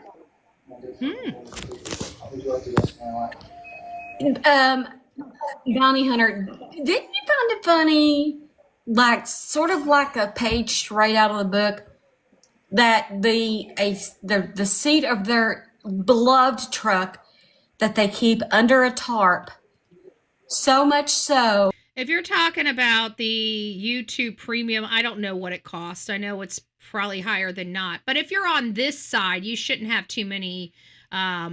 If you're on the horizontal side, you shouldn't be littered with advertisements. I litter the vertical one with a whole bunch of requirements that are not on the horizontal because we're not monitoring that chat. So I make it very uncomfortable for people to be on the horizontal. If you are on the horizontal, you're a member of there and you have premium. So you're not getting hit with any of the advertisements. But if you're over here, you shouldn't be hit with them. This should be on a medium a medium advertisement. I think you guys get hit maybe with one every 30 minutes, one every 24, 36 something minutes, something like that. You shouldn't be in it. And it's a whole bunch of them. It's some might just be a pop-up. One might be an actual video. But you shouldn't have it as what you're doing it. She means vertical. Yeah, that's what I mean. That they wouldn't keep a can of paint in it. But now the front seat material is gone because somebody vandalized and poured paint all inside of their truck. You believe that? Do you mean the same truck that I have Rich on recording stated that picked up Rebecca the night that she disappeared? What? Yes, sir. Hold on. Wait, we're missing some stuff. She Hold on. We're missing some stuff. Let's listen. The front seat material is a loved truck Whoa, that they keep under. Okay, we're going back to the couch stuff, okay? And I want to hear this because this sounds like evidentiary stuff here. This everybody, if you guys are invested in this show, this is what we need to be paying attention. This is evidentiary stuff. So let me go ahead and listen to this real quick.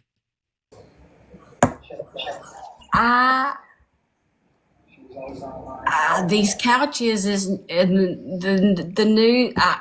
Excuse me if I'm losing my words here.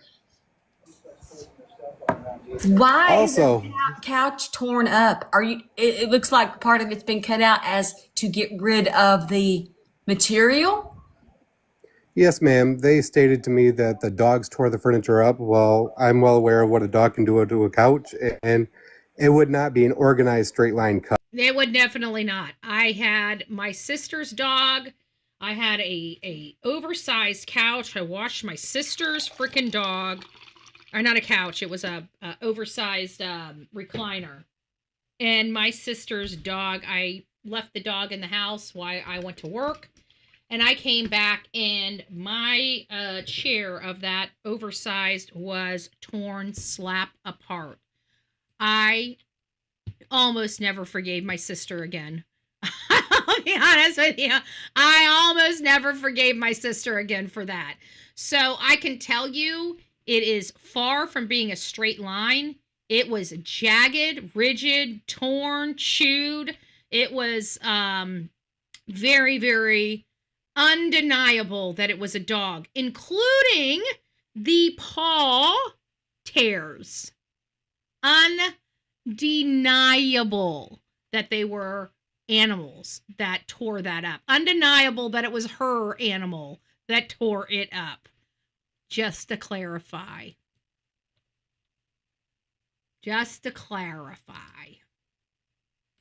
Cut.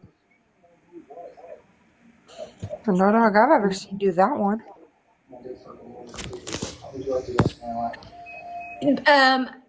Bounty Hunter, didn't you find it funny, like sort of like a page straight out of the book, that the seat of their beloved truck that they keep under a tarp, so much so that they wouldn't keep a can of paint in it, but now the front seat material is gone because...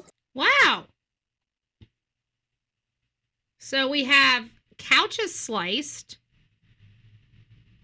seats of automobile seats, fabric missing?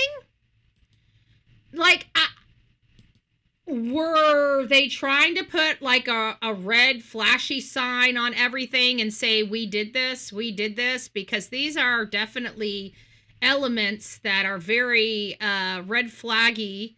Betty done took Prince, dusted and Paul Prince. LOL, yeah. Eating couches and pillows. Yeah, I dusted for Prince. And we got some DNA. We got some doggy DNA. It was we got the suspect. We got the suspect. And I'll tell you that the mommy did bail him out. Actually, it was her. Bail her out. Can't remember the damn dog's name. I can't remember the dog's name to save my life. Xena. It was Xena. I just remembered it. Xena. Sweet dog. I was Xena's first mommy. She came from my pup. My pup was a Labrador, a black Labrador, purebred black Labrador that got with the, what's the one that has the spike down the back, like the pit bull with the spike down the back. I can't remember the name of the dog. But anyways, so I ended up having a brindle Labrador with a spike down its back, and that was Xena. She looked like a Labrador, was brindle, and had that spike going straight down her back. She was a good looking dog. Ridgeback. That's right. She was a Ridgeback. She was mixed with Ridgeback and Labrador. So she had the appearance of a Labrador, the coat and the hair of a Ridgeback. So she had the brindle and the spike. So she was a cute dog. She was a good looking dog. But all my dogs are good looking. Have you seen Delilah? Have you seen Delilah? I'm just saying. I have gorgeous dogs. Pain in the ass dogs, but gorgeous dogs. Somebody vandalized and put paint all inside of their truck. You believe that? Do you mean the same truck that I have Rich on recording stated that picked up Rebecca the night that she disappeared? She didn't know anything about it. Yes, sir. I find that very weird, especially when I was not able to search that truck when I was on the property.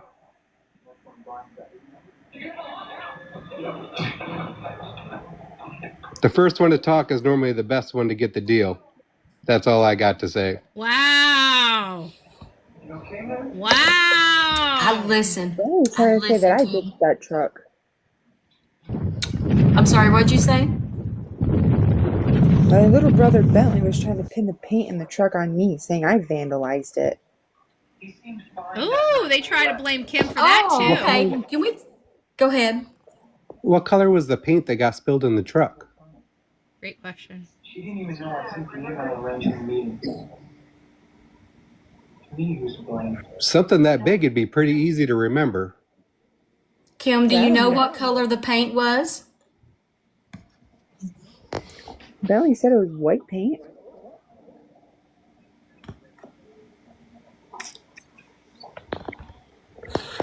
At any time, do you recall seeing any white paint around the truck, or remember them having projects where they needed white paint? No, ma'am. And when I walked across the truck, I did get a quick visual in it from the driver's side. I did not see any paint in there. Ooh, after the fact. This is why it's so important. I always have cameras on me. I always have a body cam on me. I always have other different cameras on me. And it's because when you're like, if I were here and I was walking the scene and something like this happened, I would have verifiable information to go back and review, right? Because you go up to a truck or you pass a truck, you may not be paying attention to that truck, but your camera can catch it. And now you have something to slow down, go back to, and review. And this is my recommendation. If you do this, even for, I understand that researchers, searchers, SARS, whatever, I understand you guys have your own thing. You probably don't need some bullhorn telling you how to do your job. But if you're not wearing body cameras, then you need to. That's my only advice to anybody that's going to be out there handling this. If you're a searcher, if you're reputable, you need to be having body cameras on you, okay? There's a reason why law enforcement has body cameras on them. It's to protect them and it's to protect the other person, okay? Trust me, there's a lot of things that go on. There's a reason why I carry body cameras with me everywhere I go. I always am suited up. You may not know this, but no matter where I'm at, I have a body camera. I've got another camera looking at me, and I've got several audio devices recording on my person. Literally next to my skin. And I do that because if somebody decides to kidnap me, put a bullet in my head, take me, they're going to know that there are stuff on me, that there's a body camera, that I have recordings. They're going to get those things off of me or try to get those things off of me, but they're never going to be able to get all of them. And that's what I rely on, okay? Because I do a dangerous job. It sounds a little crazy, but so does this guy here. And how important would it be if he had that body camera and he can sit there and record something back and say, see, look, here's the seat. We saw no paint. How important that would be right now. That would be huge to the investigation with law enforcement, and it would be huge to the investigation at large. And we would have some tangible, verifiable evidence instead of somebody's word for it. Now, could he have mistaken? Sorry, I've got to put that into the equation. You know, how long was he on there? Yeah, maybe he wasn't, maybe he didn't see the white paint, but was he really looking for the seat with the white paint in it? You know, so you have a lot of questions when it comes to that. So that body camera sure would have put this to rest. You know, that's all I'm saying. The body camera would have put this to rest. And why I recommend, if you're going to be out there and dealing with the public, dealing in true crime, dealing with searching for bodies and searching for people, it is a requirement to have a body camera. It is a requirement to protect yourself as well as the other people. And you never know what you're going to get. And 100% of the time, 90% of the time, you might get nothing. You might not have anything that's going to blow a case out of the water, but you might get pay dirt that 1, 2, or 3 times. You know, that 10%. You might get that pay dirt that 10% of the time, and that's when it's effective. That's when it matters. It doesn't matter the 90% of the time that you don't get anything. It only matters that 10% of the time you do, and that's why you do it all of the time. You're not there for the 90%. You're there for the 10. You get it?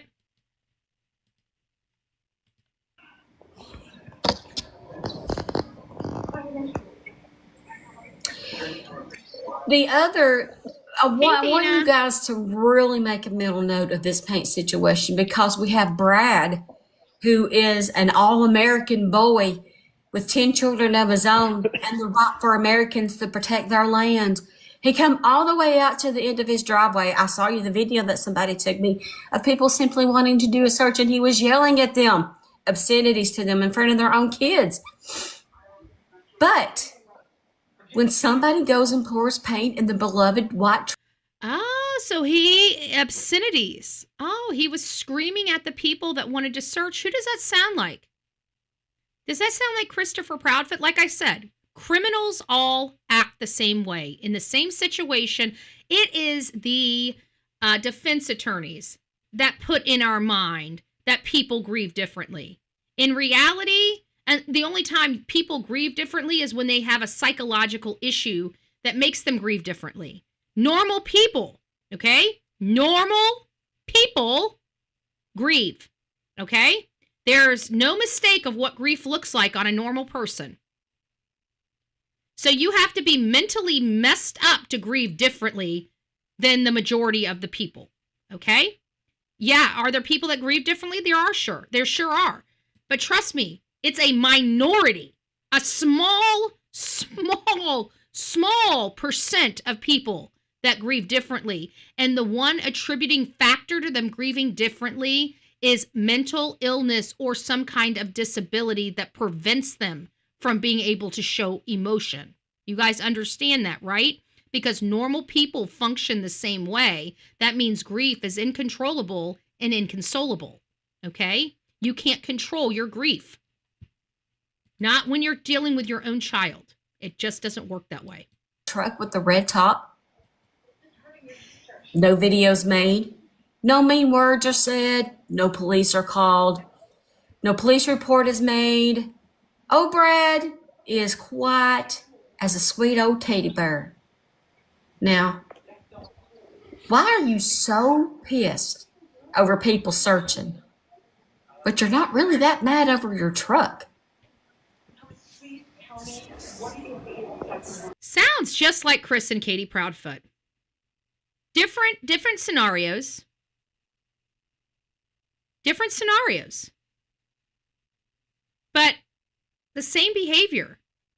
Same behaviors, just different actions. You Come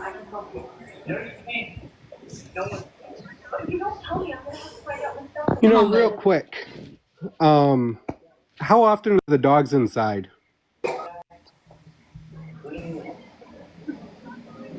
Can you hear me? It's in the kennel. Hang on, Mel. Just one moment. How how often are the dogs inside, Kim? Uggy's usually always in his kennel, and Demon's just usually roaming around. And how many dogs do you guys have out there? And can you disclose their breed, please? There's 3 of them. You've got a cane corso,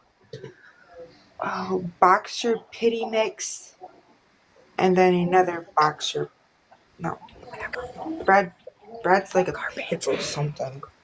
Pitbull Great Dane. So I'm sure we can both agree they're pretty big dogs, right? Yeah.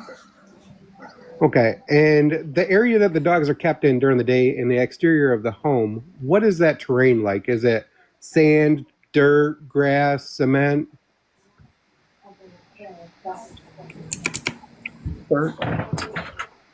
Okay, so when those dogs come in the house, would they typically track dirt into that house? Yes. So can you explain to me why there was a brand new carpet, almost like it was cut to a square on the middle of the living room floor that looked like it was brand new with no dirt? Oh my goodness.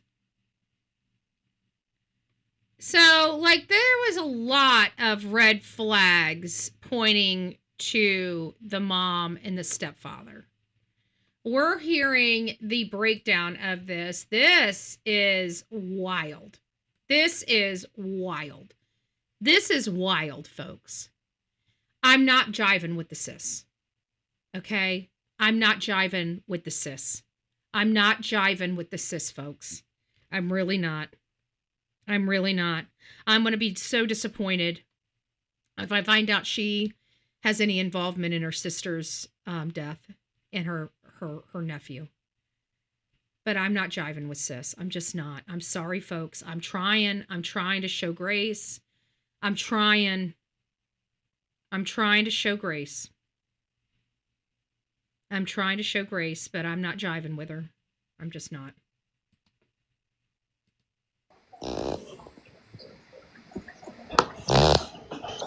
That one I can't explain. It's kind of weird. New couches, new carpet. Yep.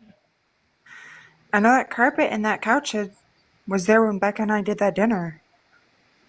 Oh. But they weren't in the same spot. Meet Boo Bear. I've been in contact with her since day one of this search. We have solid proof that what you just told us is a lie. Absolutely, sure do. Pictures to back up of the inside of the house. The carpet, the door has been totally ripped up out of that house. Wow. Got pictures just days before Becca went missing with the carpet in the house. The furniture has been replaced and all the furniture moved. Wow. So where's the carpet? And also, and where is the baby bouncer that was there the day that Becca Becca disappeared? Sorry. Oh.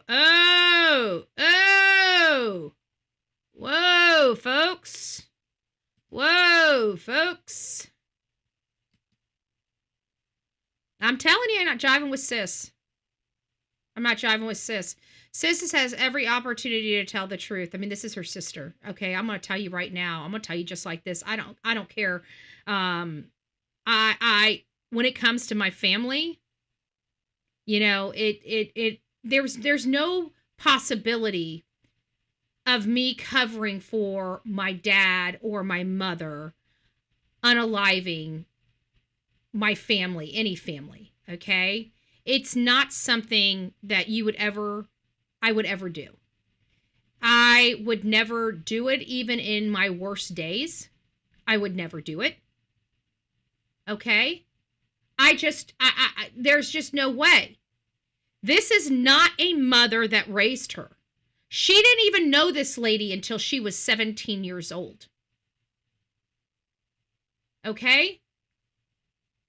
And what I'm hearing right now is her know the truth and act like she doesn't. And these are minor things, guys. These are, was the furniture moved? And she's trying to justify or trying to give examples of, oh, well, those were out there then. Well, then why do we have photos in October showing this furniture in that house? So she's clearly lying about something here. She's being called into question about the lies, and she's backtracking in real time. This is not good, okay? I'm not jiving with the sis, okay? I'm just not. I'm trying because we still believe her mother manipulated her. So we're going to we're going to try to stay on that as much as possible. But I can tell you there's only so much I'm going to be able to put up with before I say her sister deserves no mercy, okay? I haven't gotten there yet. But I've got to tell you, it's getting hard because how her sister is acting right here and right now is not good. It's just not good, folks. Keep going. Not good. This is not good. This is showing where I truly believe she's intentionally lying about information, okay? This is not good, okay? This is telling me if she had nothing to hide, even if she didn't believe her mom could have done it, her bio mom could have done it, it doesn't matter. She wouldn't need to lie. I don't see why anybody would be lying unless she knew. And that's my problem. I have no idea. It was sitting right there on top of the snake cage.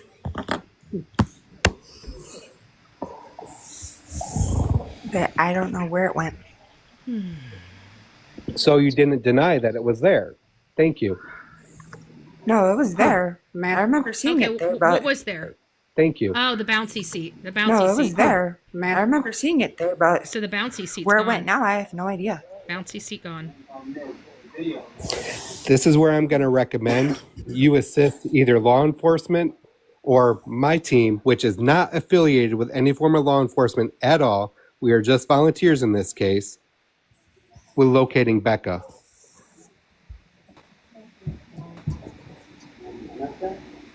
100% willing to cooperate. So this is before. Oh my goodness.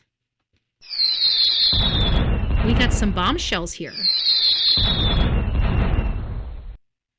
This was before they found Becca. This was before they found Becca.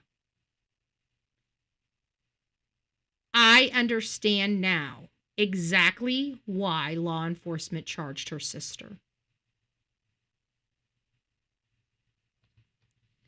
Now, the question is, why did Kim lie? Why? That's what we're going to have to ask ourselves. I'm not jiving with sis. I was hoping to come here and, hopefully that she just tried to, lie about something. This is not cool. I understand 100% why she is charged with this crime. 100%. This is not, I don't like it. I don't like that she's doing this. I don't see how she can do this. It's breaking my heart. I will tell you that, I feel so bad for Becca. She didn't have one good person in her life, in my opinion. Not one. Maybe Stephanie. It seems like her mom or her real mom is very heartbroken over all of this, But still, how much of that did even Stephanie enable? She's got 2 children that are out of control, that are having babies. She's taking care of babies. She's took care of them when they were babies. Now she's taking care of their babies. At what point were people going to start, reining this in a little bit? It just seemed like this was out of control before we ever even got to this point, And you got people saying, these people came from middle class, families, and they were raised in a good life. And it's like, well, why is this so much chaos here? You know, why is there so much chaos here? I can't just think that this chaos just came about in the last 2 or 3 years. Did it just come about in the last 2 or 3 years? Because that's basically what we're having to believe at this point. And I'm not sure I can believe that all of a sudden everybody's life just went in 3 years. You know? But it's possible. I mean, you know, it's possible. But yeah, it's getting Dub. Yep, that's it. Sister is super suspicious, and that's where I'm kind of at. It's like, you know, I'm trying to show grace here. You know, I'm not ready to say anything negative about the sis. You know, I'm trying to put myself into this. You know, thinking that I'm really showing her grace. Like I'm assuming a lot here, right? I'm having to assume a lot here. It's definitely outside of Occam's razor, which we've learned, right? Which we learned about, you know, we're having to assume a lot to make it stretch that our sister is nowhere involved in all of this. Okay. I feel like there is involvement. To what extent? That's the question. To what extent? I'm not jiving with sis. I'm praying to God. It's not as bad as what it could be, but it's not looking good with sis at all. I understand why they're charging her, but when are Now? we going to be out?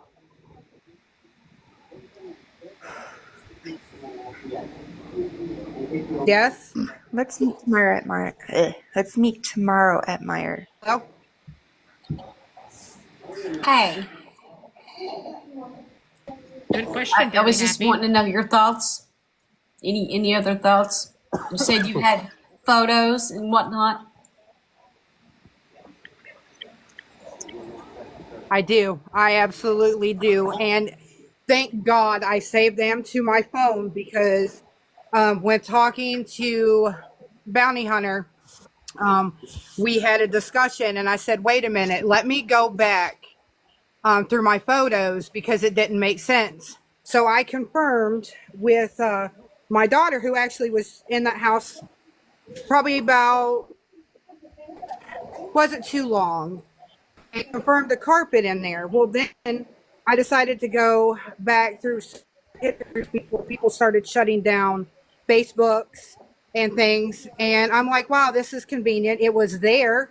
And then literally just a couple days after Becca goes missing, where does it go? Where does it go? You know, why all of a sudden do you need to rip the carpet up out of your house? And I want Becca. This is going on 2 weeks. Spinning people and... All right, guys. So this is getting a little heated. You know, obviously, a lot more is going on. You know, there's a lot more evidence that law enforcement has that we are unfamiliar with. Now, if you guys are just coming into the chat and you saw my thumbnail, and because we're already so far into the story now, I did want to go back before we close out. We're going to be closing out this show here. We will be coming back to this. This is going to be our morning show. So if you guys would like the information on Rebecca Park, we're going to establish this time frame in the morning for Rebecca Park, okay?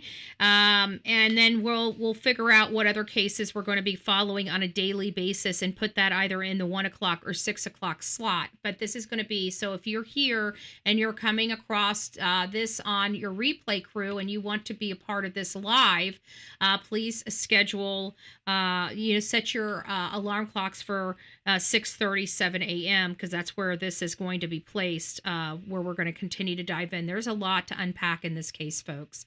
And this case is pretty disturbing even before, this case is disturbing before we even get to the homicide, okay? And it's just sad. I think there's a lot that we can learn from this. One, you know, we need to identify some things So if we are in our communities and some other people are struggling, we can identify these things, because this is really, really bad. This has taboo involved in it. It's just bad. It's just a bad story. It was crazy before we even got to the homicide, and the homicide itself is insane. But I digress. We realized that we missed something, a major development in the case that me as well as many other content creators missed. Okay. I went back to look to see if everybody missed it or if it was just me. And apparently we all missed it. Okay. This child is deceased. Okay. And it has been confirmed that this child is deceased. Now everybody's going to ask, has this child been found? The answer is no. The child has not been found. The unborn baby that was forced delivered is deceased. However, they have not been able to locate the child, the baby. Okay. The infant, embryo, whatever you want to call it.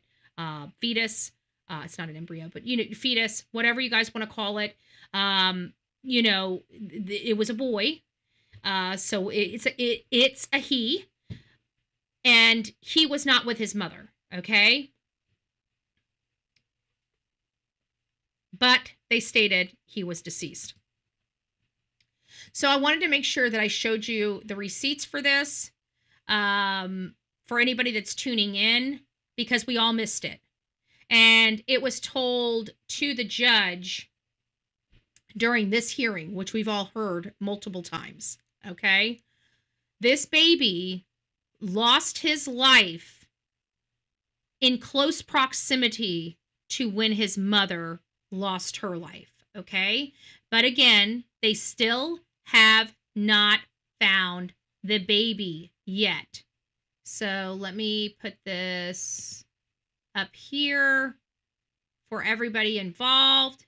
Actually, I'll put you guys on all. Hold on, let me just do all. There we go. I think that will work. There we go. Sorry, guys. I'm trying to adjust the view of our vertical mode. Okay, here we go. To the woods where they stabbed her, forced her to lie on the ground while they cut her baby out of her, ultimately causing her death and the death of the baby. Ultimately causing her death and the death of the baby. So this is the first confirmation that we have from law enforcement that this child is deceased.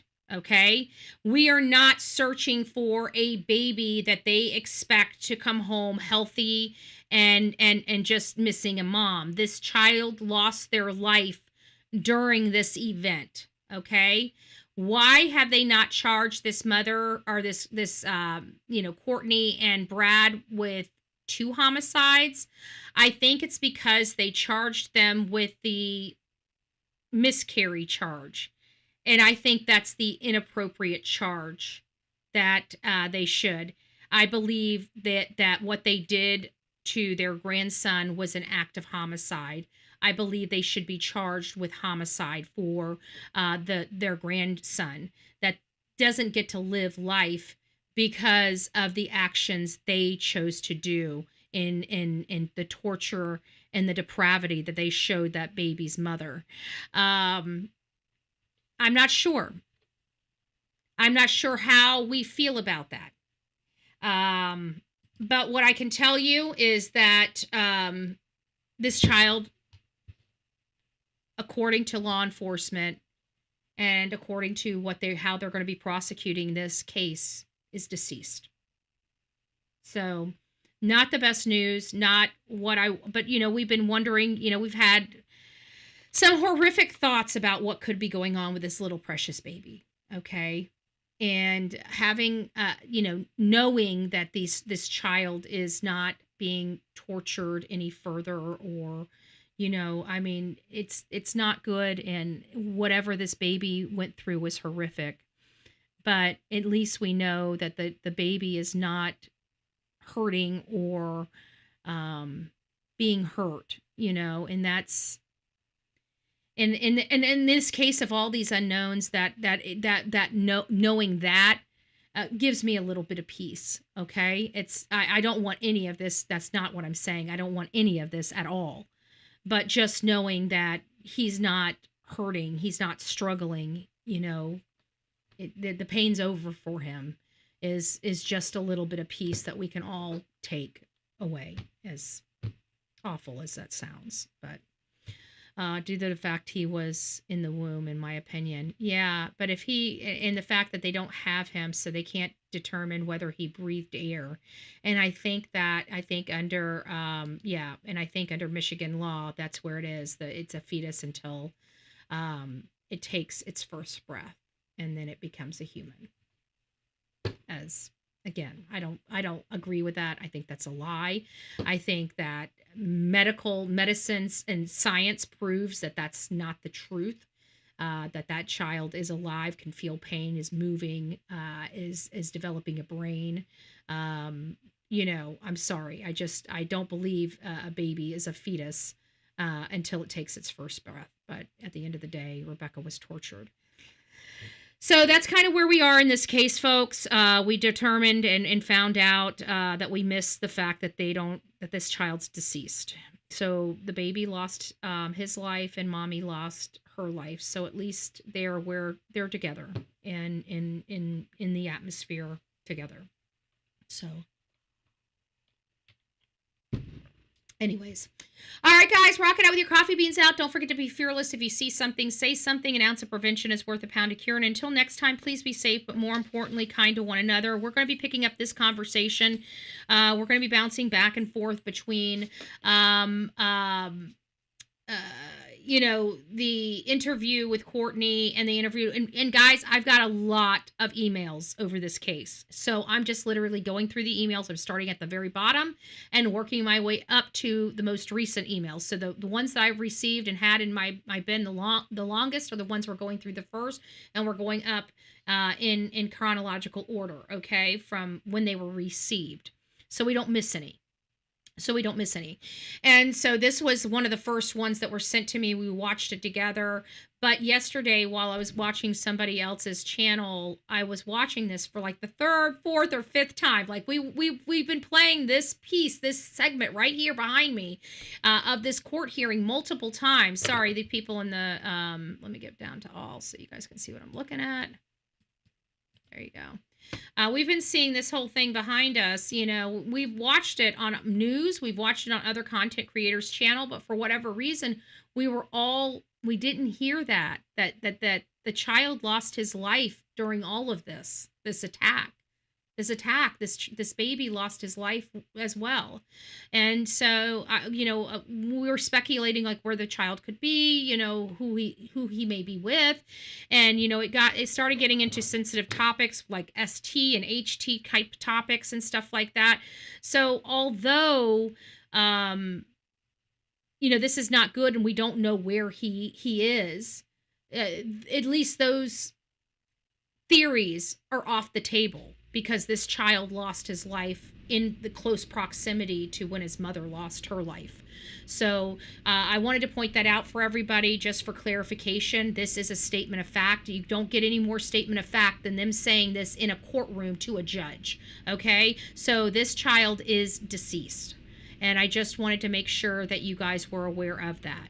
All right, guys, we will see you later today. Don't forget, 1 p.m. today, we will be talking about the Lily and Jack story. There has been new developments in this story. I don't know how you guys will feel about these new developments. I can tell you I'm not too pleased with them. I've got a lot to say about them. And then, of course, 6 p.m. tonight, we are going back to the beginning. I was clearing out my phone and I came across a treasure trove of information that we went over on this very channel, but forgot about.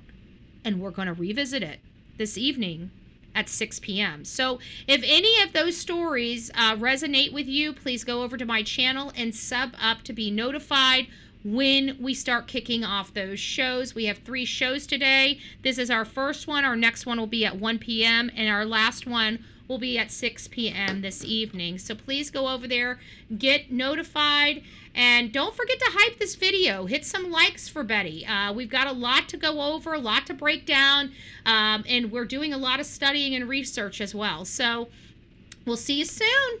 We'll see you soon.